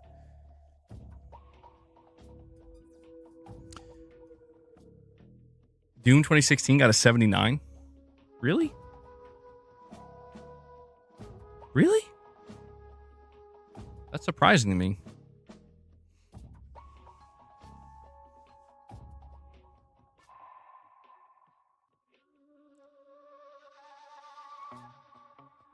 No, I think an 86 on Metacritic is very good. That's a very good score.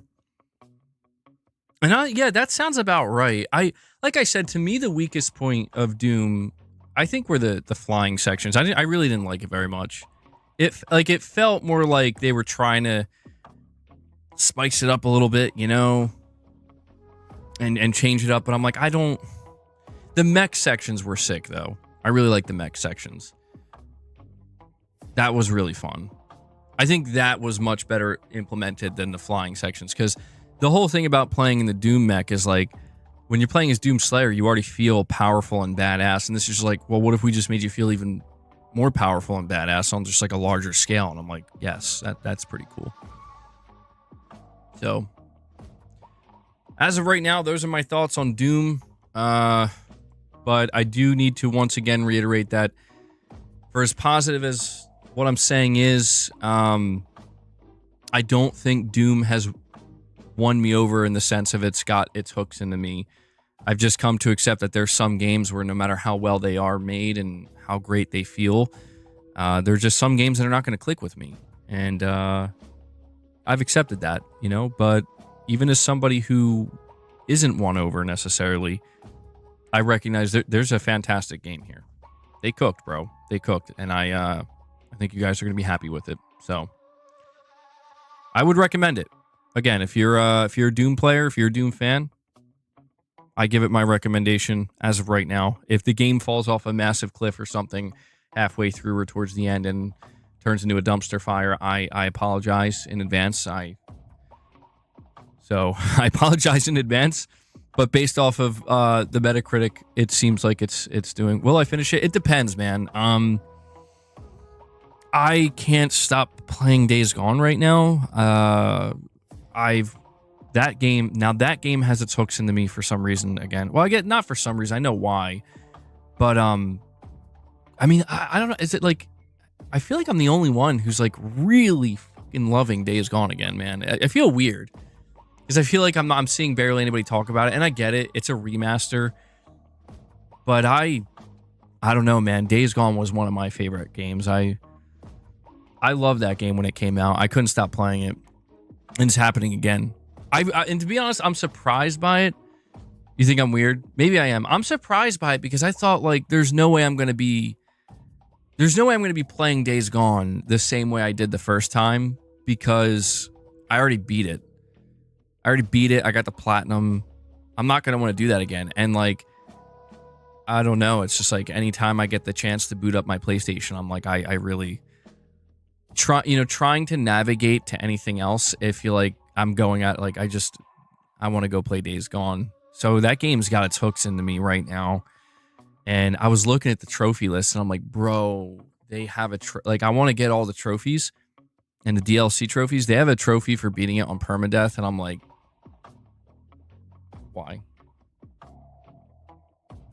why, man? Why?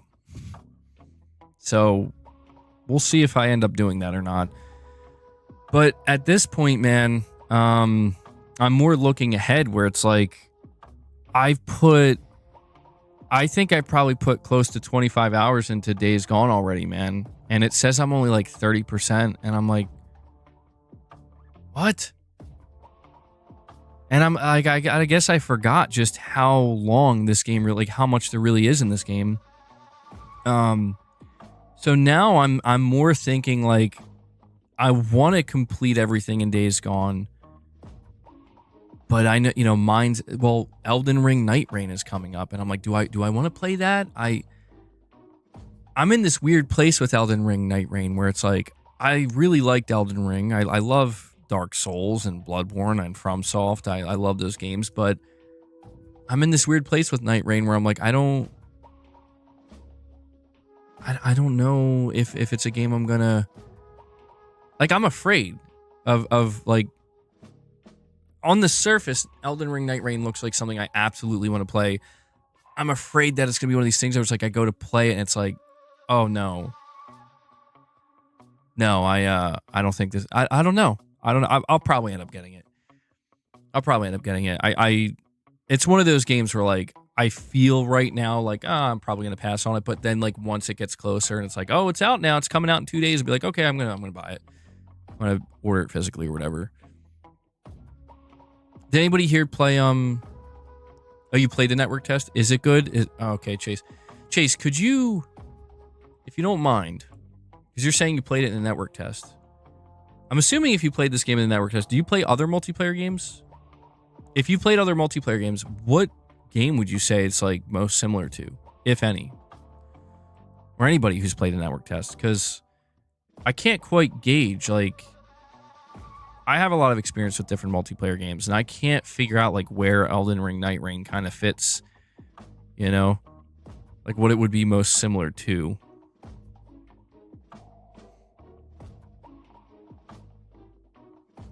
I think Night Rain and Doom are Game of the Year nominees. That's interesting. Illegal Monkey, you're saying you don't play multiplayer games at all and you liked Night Rain? Okay. See, that piques my interest. Because I do like I do play multiplayer games. So if this game's winning people over who don't even play multiplayer, that must be pretty good. You know what really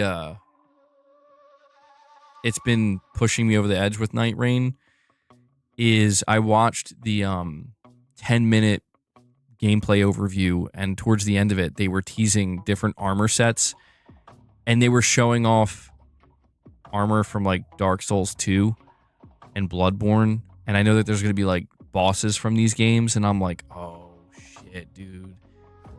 Yeah, I think that it sounds crazy, but it's like they're hitting me with the nostalgia. That's wild. Like, I would not expect an Elden Ring multiplayer game to be like, so what did it for you? It's like the nostalgia for the Dark Souls games and Bloodborne. That's what it is. It's the nostalgia, bro.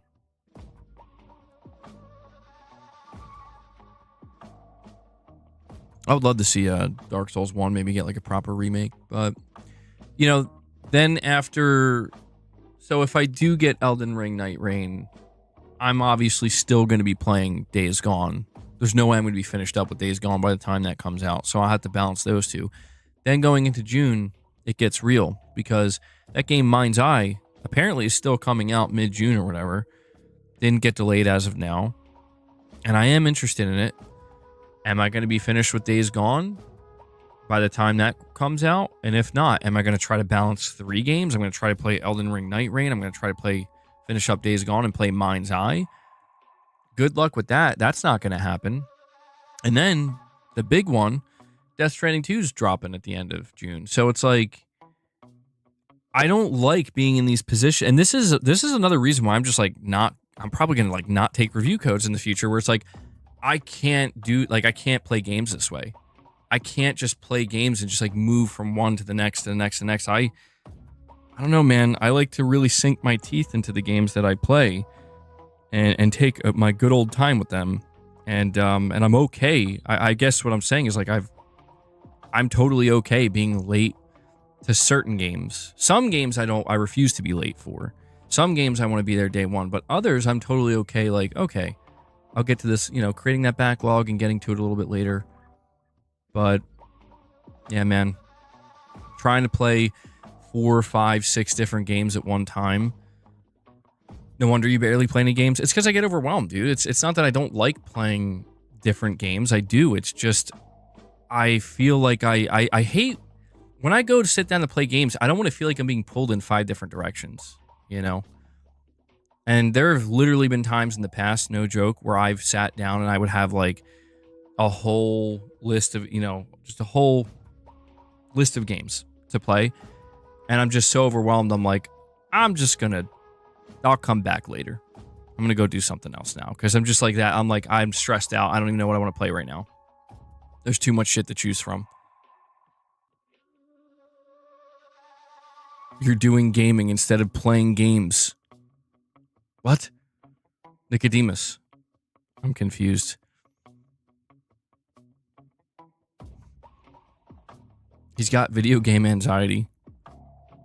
You played over 300 games last year, according to my Steam library yearly review. See, that's nuts. That's good. I mean, that's good. You're nobody can say you're not gaming, but holy shit, bro. How? That means you're playing... I mean, dude. What? How do you play 300 games in a year?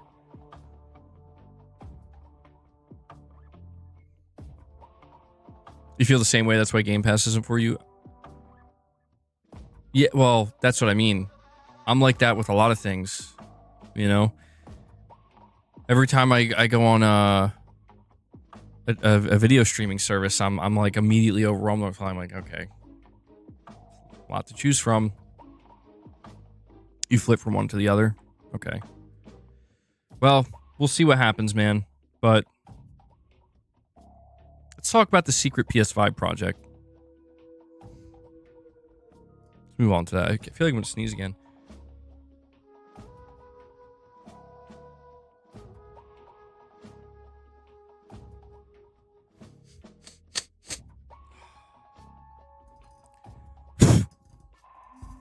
Oh, God. Something's going on with my allergies today. And we got Hype Jones coming in with another generous super chat. Hype Jones. Bringing the hype. Let me bring it up here. You're saying Days Gone brings me happy tears. The side missions is cool. Happy tears, bro. The side missions are cool. Try playing difficulty. Or you're saying you're trying to play at a higher difficulty. It's challenging. The game's way better than the last one. It ran smoothly without any bugs. Doom is not my cup of tea from Xbox games, but in a respectful way. And that's cool, man. Yeah, I don't know that Doom's going to be for everybody. I don't think that any game necessarily is for everybody. Maybe except GTA 6.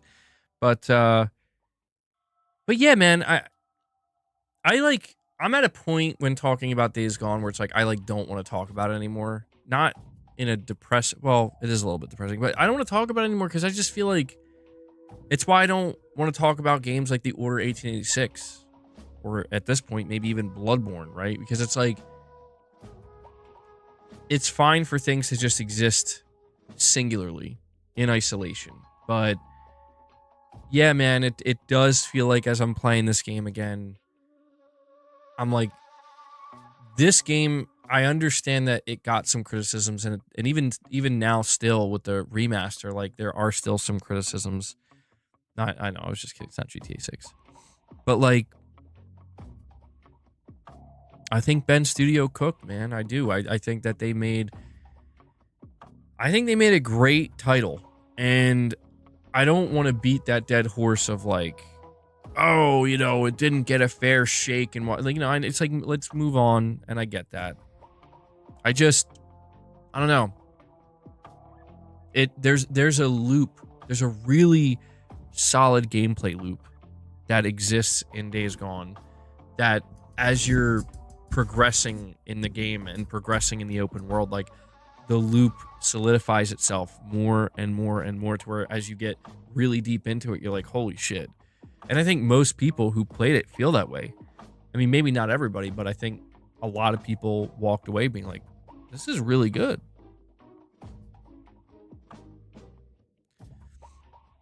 Oh God, my allergy. I don't know if Boss did this to me or what, but my allergies are going right now. I'm gonna open the freaking window. Hold on. I'm gonna open the window. I need to air it out or something. Boss is what are you doing?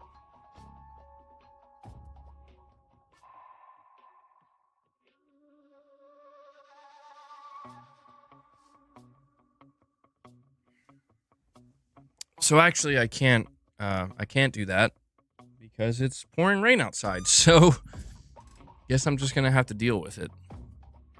Right game, wrong time. Maybe. Yeah, maybe. But Delwyn, I totally share your enthusiasm for Days Gone, man. I'm just nervous about Ben's studio. You know, we talk about this new studio, LFG, that was just announced by Herman Holst, and they're making clearly like a very family-friendly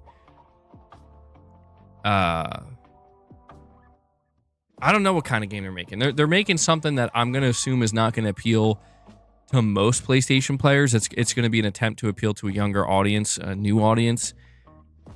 And you know, I don't really freak out the same way some people do, because I still see that Sony has their single player studios locked in, and I just feel like Ben's studio is one of these studios where it's like they have too much talent, man. Like, to not be making some really good single player games right now. I think that that's where they should be focusing their efforts. It doesn't have to be a Days Gone 2. I would prefer it to be, but it's got to be something. Something. You know, like, they're too good of a team to just be sitting there floundering for 10 years straight.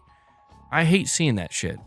You know, I understand these games take so long to make, but you just see something like Days Gone come together the way it did, and it's like, yeah, you guys clearly have it. You know, you have the ability to make some really fantastic single player games, and I just don't want to see that thrown aside. You know, I don't mind if Sony wants to bring in new studios or build new studios to try to make very different types of games that may not appeal to me at all, but I also just want to not see this, right? And Lux, you're saying Sony being Sony will end up putting Ben on a game as a service. I mean, dude, yeah, I don't know. We know that, I mean, yeah, new Siphon Filter would make sense. We do know that Ben's live service game was apparently canceled. What was it, in January? Right? Was it January or March? I mean, all I know is that it's been some time, right? Like, what have they been doing for the past 2, 3, 4 months? The way this usually works is the teams have to spend that time, you know, figuring out what they want to do, putting together a concept, putting together a pitch, putting something together that they can take to Sony HQ and be like, this is what we want to make next. That's what they've been doing, presumably, for the past 2, 3, 4 months. I'm dying to know what it is. I accept that it's going to be a long time till we see it. Probably going to be a PlayStation 6 game. I mean, I think at this point it's safe to say it will be a PS6 game, and it's going to suck that we go a whole gen without something new from them. But you know what? If they are like, it's a new single player IP, it's going to be in this genre or whatever, okay. They'll make a single player game. Might have a multiplayer element. I wouldn't mind if they want to have a multiplayer element, as long as, like, I just think it's safe to say they can't go live service, dude. They can't do that. They tried to do that and their game got canceled. They can't make that mistake. But if they want to have like some kind of like co-op element or something, that okay. I'd be okay with that. Days Goner. I thought that read something else for a second, man.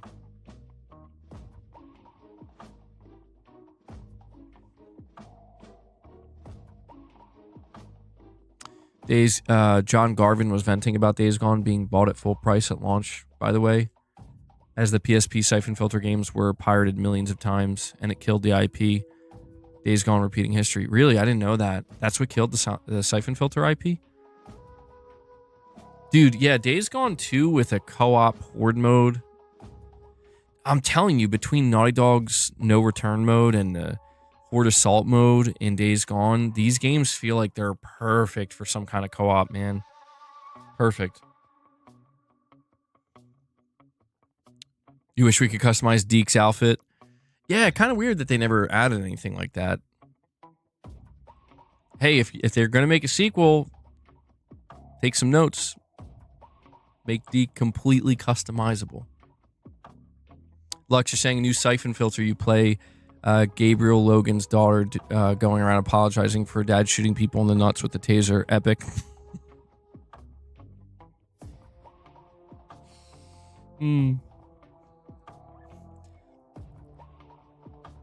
Join the next evolution of Sony Bend.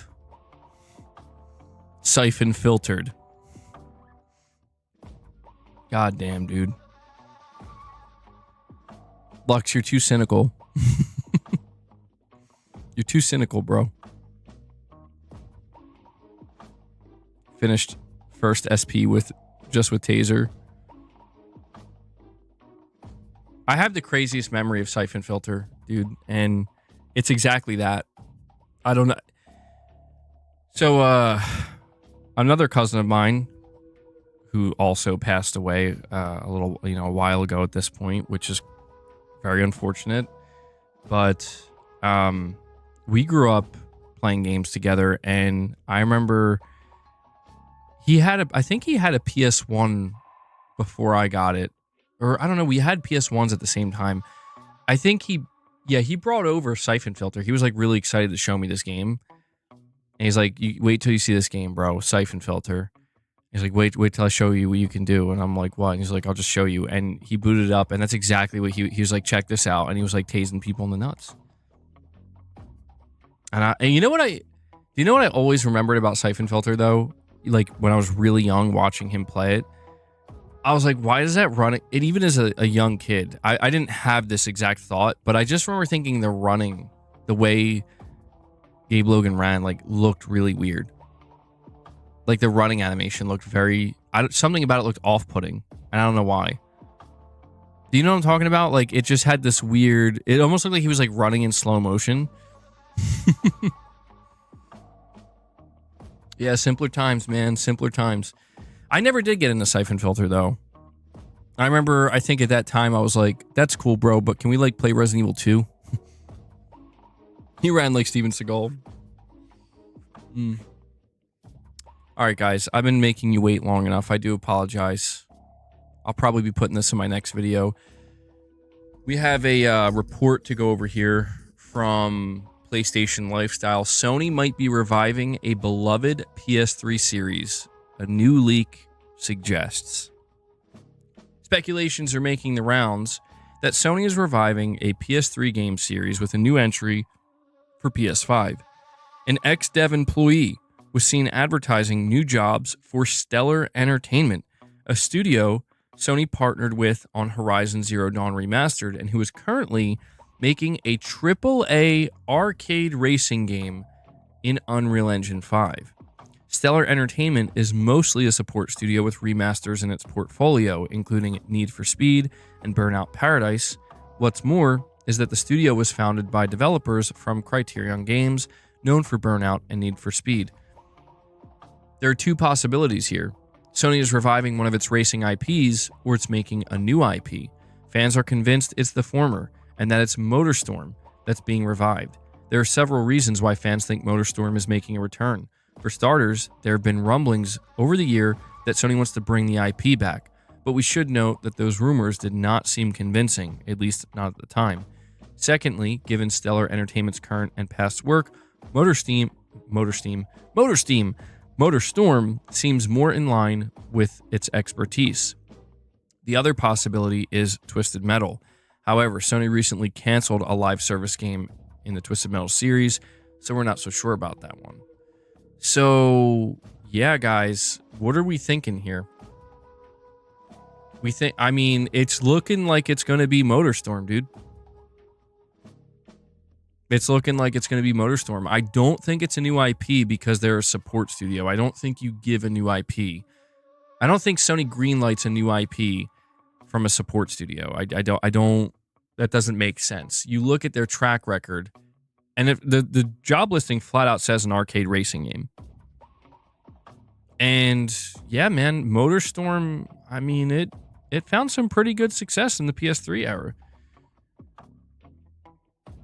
What do we want in a modern day Motorstorm now? Do you think it'll be like a...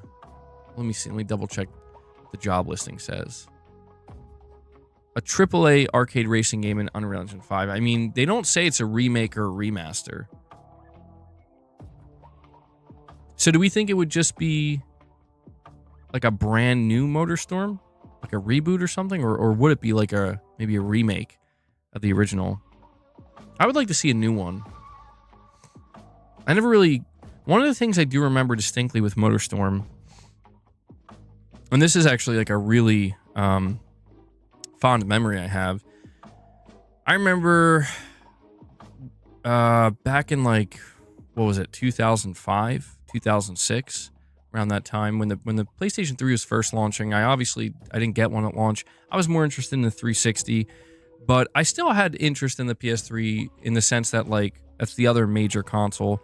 I just remember it being too expensive, and there was a GameStop not too far from my house, and I would go out. I would just like basically skateboard to it, right? I would skate to this GameStop, and I would go in, and they had the PS3 kiosk set up, and the only game I think that they had that was playable at the time was Motorstorm, and I remember just sitting there playing Motorstorm for like an hour. Like I think at some point I actually got like kicked out or whatever. They're like, the hell, you can't just like play the game the whole time.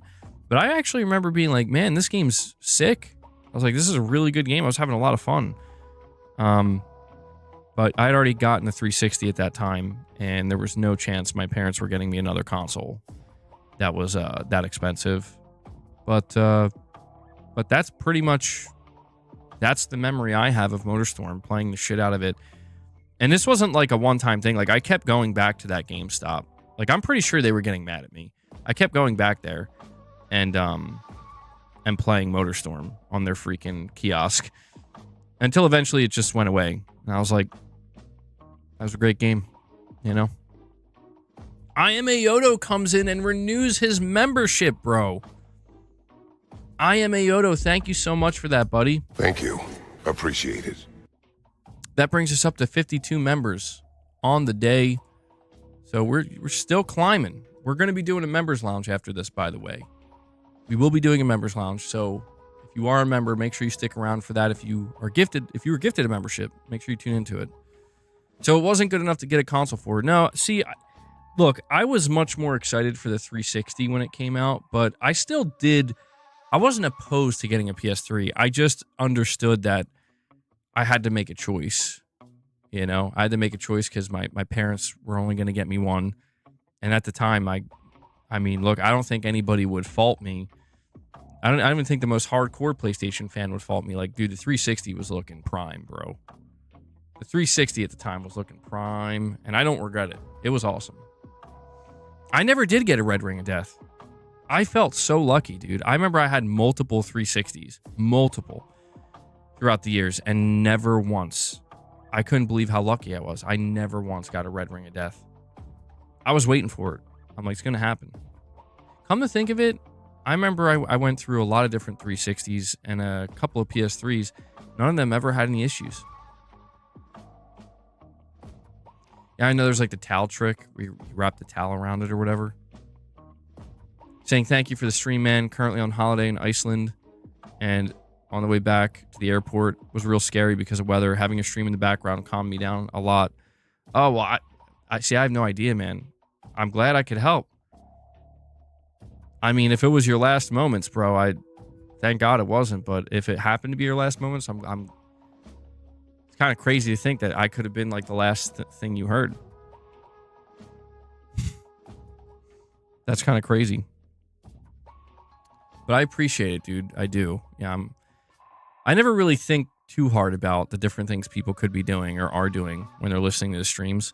But sometimes you guys write in or, you know, you leave comments or you let me know in the chat what you're doing. It's like, it's crazy. You would have been okay with it? Well, that's good to know. You would be at peace with it. You wouldn't have to come haunt me. You remember when my Elite got an E74 error? Hard day. Yeah. Yeah, dude, I mean, I didn't quite understand back when the Xbox 360 was suffering from the Red Ring of Death.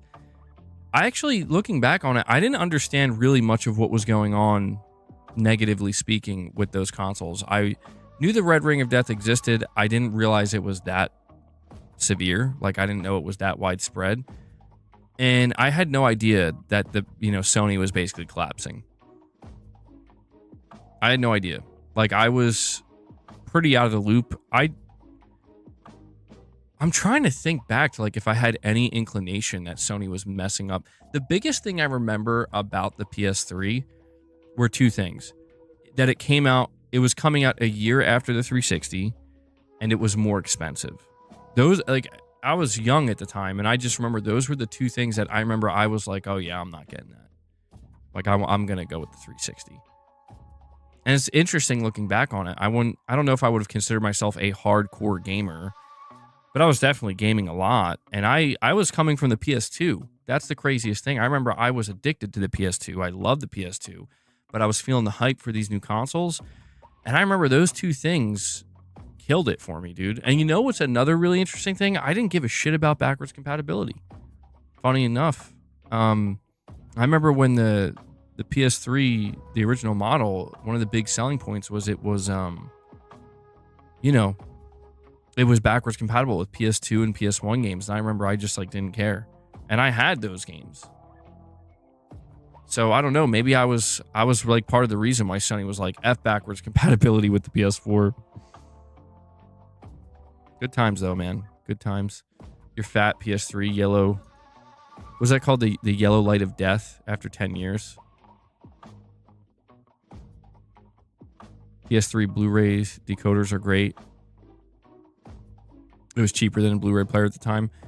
Yeah, I remember hearing about that, but just not caring for whatever reason. I'm trying to remember what the very first Xbox 360 game I played was. Dude, it may have been Call of Duty 2. I told people, bro, I've been playing Call of Duty since the original. I played the original Call of Duty on PS2, bro. The very first Call of Duty. I didn't beat it. I remember I got stuck on some tank level and I'm like, forget this. I was very fickle like that as a kid. I think that's why I'm not like that now as an adult. I used to be like that with games, dude. Like, if I just got stuck on something, I'm just like, well, I'm done. I don't know why. But I think the first game I may have played on the 360 was Call of Duty 2.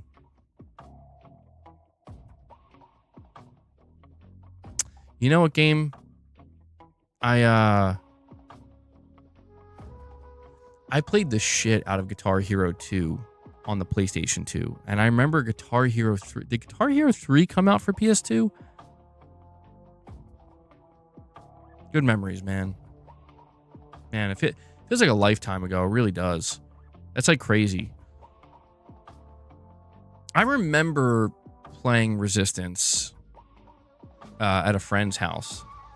And I remember they were like hyping it up because they had a PS3 and they were like, check out this game. And I remember thinking like, oh, I remember like Resistance was pretty cool. I was like, damn, this is pretty nice. It's a pretty cool game. But I'm like, I already made my choice though with the 360. I'm good. I remember the game that really made me like lose it for the 360 though was Left 4 Dead. Like that game, when was Left 4 Dead announced?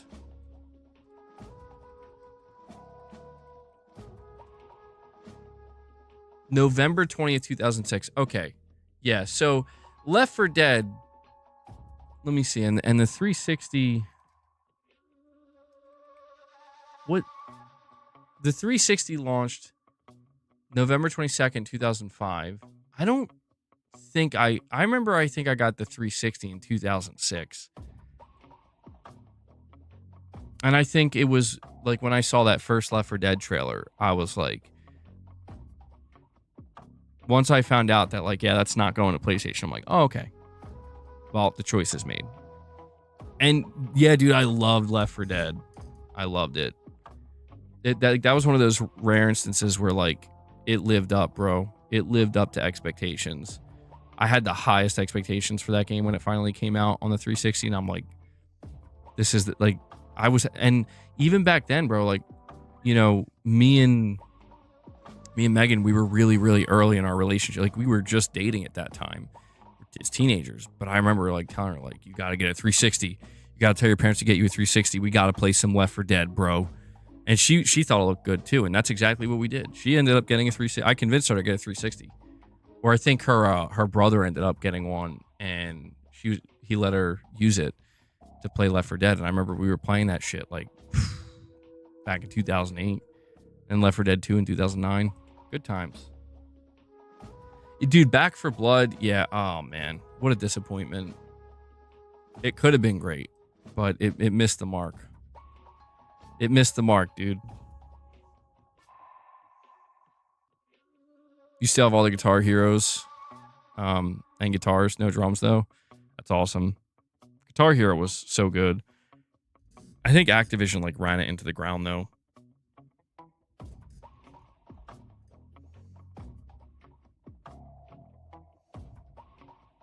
I just learned something recently about the launch of the PS3. Shems, you enjoying the story? I remember that game Lair and how I just didn't give a flying F about it.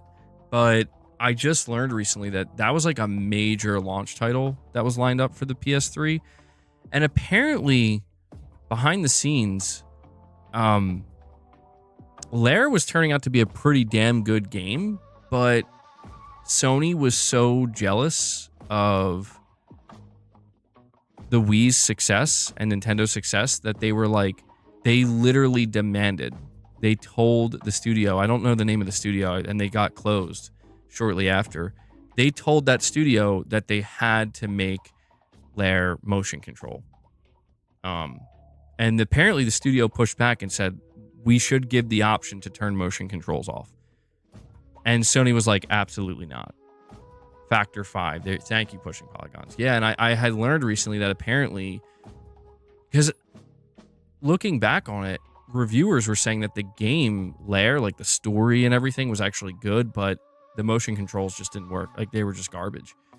And that was like, dude, Sony, that's Sony's fault. They tanked that studio, man. Like the management at Sony at that time, they were like, no, it's got to be motion controls. And God, man, it's so interesting looking back at this stuff where it's like these companies, they see what works for one company and they just assume we got to do that exact thing. We got to chase that trend, you know? That's a shame. And that studio ended up getting shut down. I hated God, that was like the worst era of gaming, dude.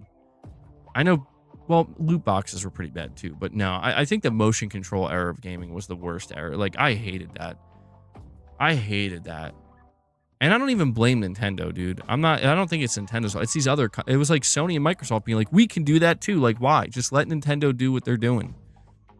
You know? Damn motion controls. Anyway, guys, we are approaching the 2.5 hour mark. So here's what we're going to do. I did pretty much cover all the topics I wanted to discuss today. No, I didn't know that. Snake07. We have about 7 minutes before we hit the 2.5 hour mark. So we're going to do like a last call. If you want to drop any more member gifts, if you want to become a member, we are going to be doing a members lounge. So we're going to do that as soon as this stream ends. That's why I'm going to end it at 2:30 so we can go hang out over there for a while. But if you want to drop any more super chats, any more direct donations, now is the time to do it. Again, you guys are the sponsors of the channel and of the content. I'm only able to do what I do here because of that direct support you show, and I'm very grateful for it. But, yeah, we will be doing a members lounge. Tokyo Jungle was the truth on PS3. The ultimate PS3 games we never got. FF versus 13.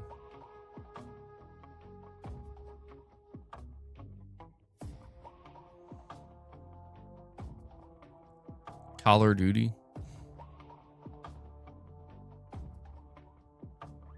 A Sobi be like, hold my lair. Oh, man. It got an update for regular controls later on. I'm assuming it was too late by that point, right? It had to have been too late. Red Dead Redemption was your PS3 gem. Yeah, Capono, I know. So today's members lounge is not going to be like that. I know. I had to just get some stuff off my chest, and I probably should have put like a trigger warning or something. I'm sorry if it was upsetting. But today's members lounge is going to be much more lighthearted, very chill. You don't have to worry about that. I'm doing okay. Yeah, I'm doing better. That helped. That helped me. So appreciate you guys bearing with me there and the kind words. That's a shame. So they did get the memo. They updated it and they made it so you could turn the motion controls off, but it was too late by that point. I remember Killzone 2 was a pretty big deal for the PS3. I did play that. I remember playing the multiplayer of Killzone 2 and being like, this is actually pretty damn good. There was something about Killzone 2's multiplayer that I never got like hooked on it, but I almost got hooked on it. Like if I kept playing it a little bit longer, I think I would have, where the I don't know, there was something about the way I remember the sound that you would get that you would hear when you got a kill, that like little beeping sound, almost like clicking beeping sound every time you get a kill in Killzone 2. I remember thinking like, man, this feels really good. Like this is actually a really solid multiplayer. I don't know why I didn't get deeper into it. I don't know why. I think I don't even know what year I played Killzone 2. I don't think I had a PS3 when it launched. But I do remember playing a bit of it and being like, this is actually good. The scream should be your trigger warning. There you go. Yeah. Gaming Survivor suggested a trigger warning soundboard. Killzone 2 was 2008, 2009. Okay. My timeline is off, dude. I'm trying to remember correctly. I think I got a 360 in 2006 and was like obsessed with it. But then I found out Metal Gear Solid 4 was not, like, that was a PS3 exclusive. And I remember how serious I was, where I'm like, no matter what, I'm going to have a PS3 for Metal Gear Solid 4. No matter what. And I wish I could remember. I don't know why I can't remember. I did end up getting a PS3. I don't know if it was for like my birthday or something, but it was right. So Metal Gear Solid 4 came out June 2008. No, there's no way I had a PS3 in September of 2007. That's too early. I can't remember. I don't know why. You think that's something I would remember. I don't know why I can't remember. I think basically I like lost my mind and freaked out and was like begging my parents or something as we were getting closer to the launch of Metal Gear Solid 4. Like I think I was like, I traded in all my PS2 games or whatever I had left over, or I told him like I'll trade in my games and shit, because I was willing to do anything for MGS4, bro. And man, I'm so glad I did. My PS3 for like basically years was just a Metal Gear Solid 4 machine, because I was still maining the 360. But good times, man. You had a PS3 2 days after Christmas. You were working at GameStop. Had to get in at 10 that day. By the end of the day, if there was one left, employees were finally allowed to buy. Oh, wow. That was 2006. I remember the Metal Gear Solid 4 PS3 was announced, and I was so jealous. Like that silver PS3. Oof. So good. So good. We pulled all-nighters playing Killzone 2 and Modern Warfare 2. You know what game I got messed up on, bro? Like, I mean, you're talking about, I don't know if I was doing all-nighters, but I was putting still young in school, just putting an unhealthy amount of time in. Call of Duty 4 Modern Warfare on a 360. That, like, people talk about, like, see, that's what's interesting, is, like, people talk about, like, Halo and stuff, and I'm like, for me, bro, like, Modern Warfare 1 on the 360, like, it was over. It was over, dude. I played that until, and I was hooked, and I remember when Call of Duty World at War came out, I'm like, bring it to me. I'm like, day one, I actually remember that very distinctly. I remember going to Target with my mother and being like, you're buying me Call of Duty World at War, right? And she was like, sure, I guess. And from that's what got me hooked on Call of Duty. Like, no other shooter mattered. Like, in terms of, like, military or just competitive. Like, I couldn't get into anything else because I just remember thinking, like, Call of Duty just feels the best. And yeah, that's how it began, man.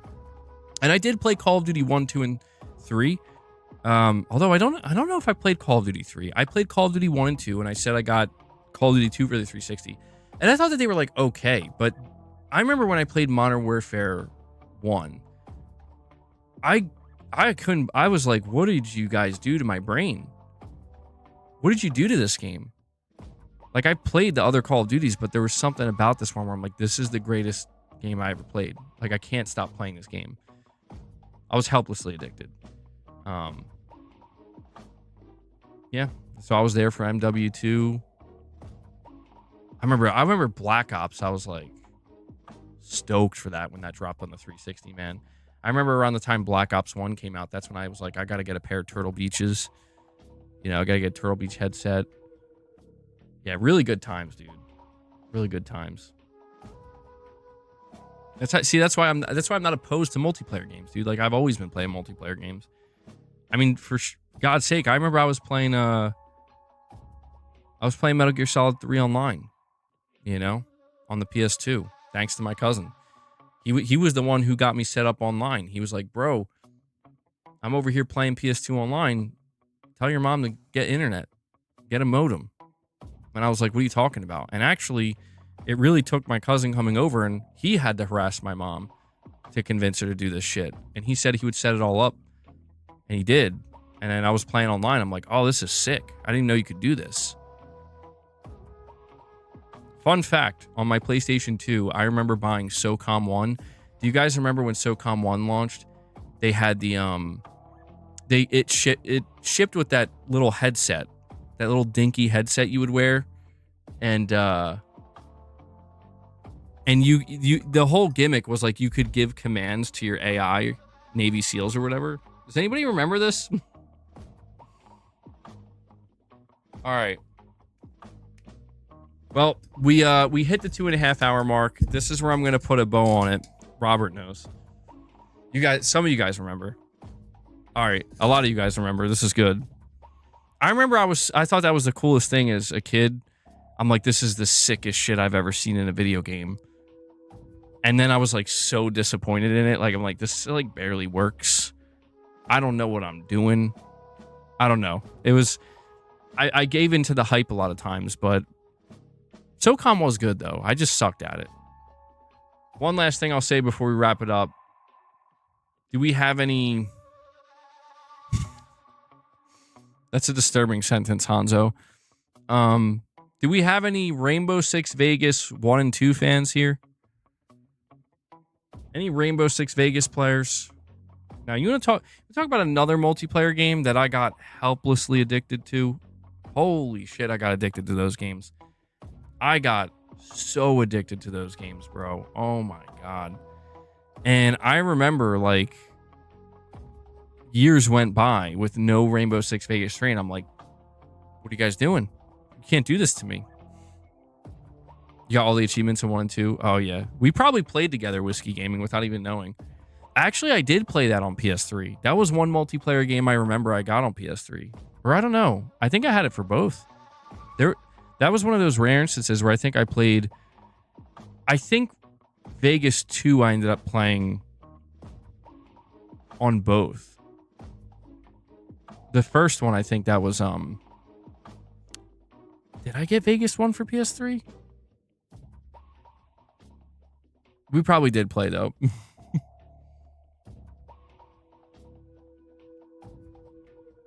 Assuming you were playing the multiplayer, Vegas 3 would have been awesome with HDR in the current age and all the neon. Oh, man. Good times, bro. Good times. I miss that shit so much. I mean, I know it's probably like rose-tinted glasses where, like, if I tried to play it today, I'd be like, what is this garbage? But it's a time and place thing, you know? Like, at the time, it's like, man, those games really hit a sweet spot.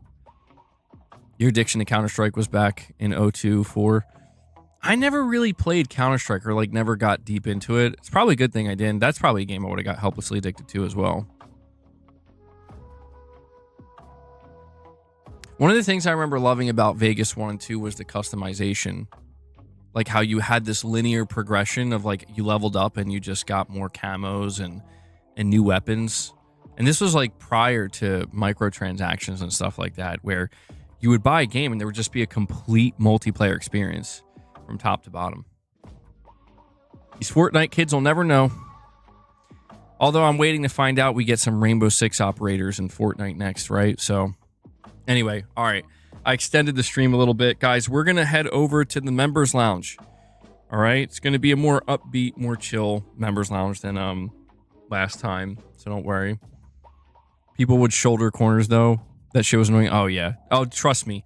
The one thing I'm not mentioning is how Rainbow Six Vegas 1 and 2, especially the first one for some reason, those games made me rage, bro. I took shit personally in that game. I had a lot of hormones flowing through me at the time, you know, being a teenager and whatnot. But I think one time I punched a hole in my wall, bro. I'm not even kidding. Like, I think that was one game that actually got me to fucking make the mistake of punching a hole in my wall and my parents being pissed and me feeling kind of embarrassed. Like, yeah, I probably shouldn't have done that. But Black Ops 1, oh, hell yeah, dude.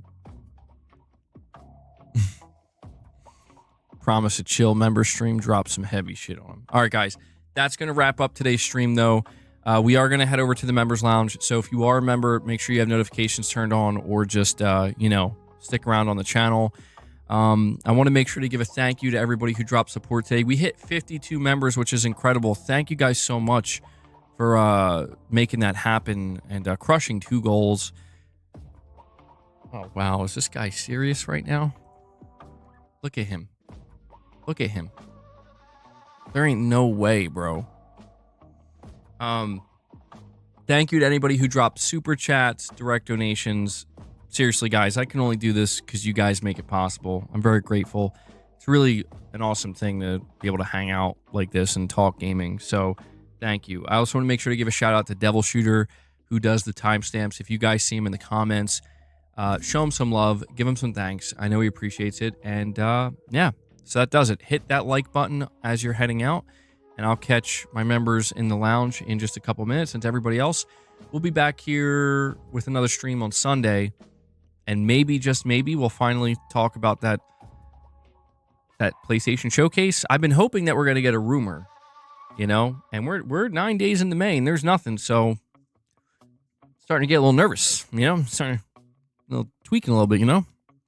No, surely there's going to be a PlayStation Showcase, right? All right, guys. I'll see you in the members lounge. To everybody else, I'll catch you in the next one. Till then, take care, everyone.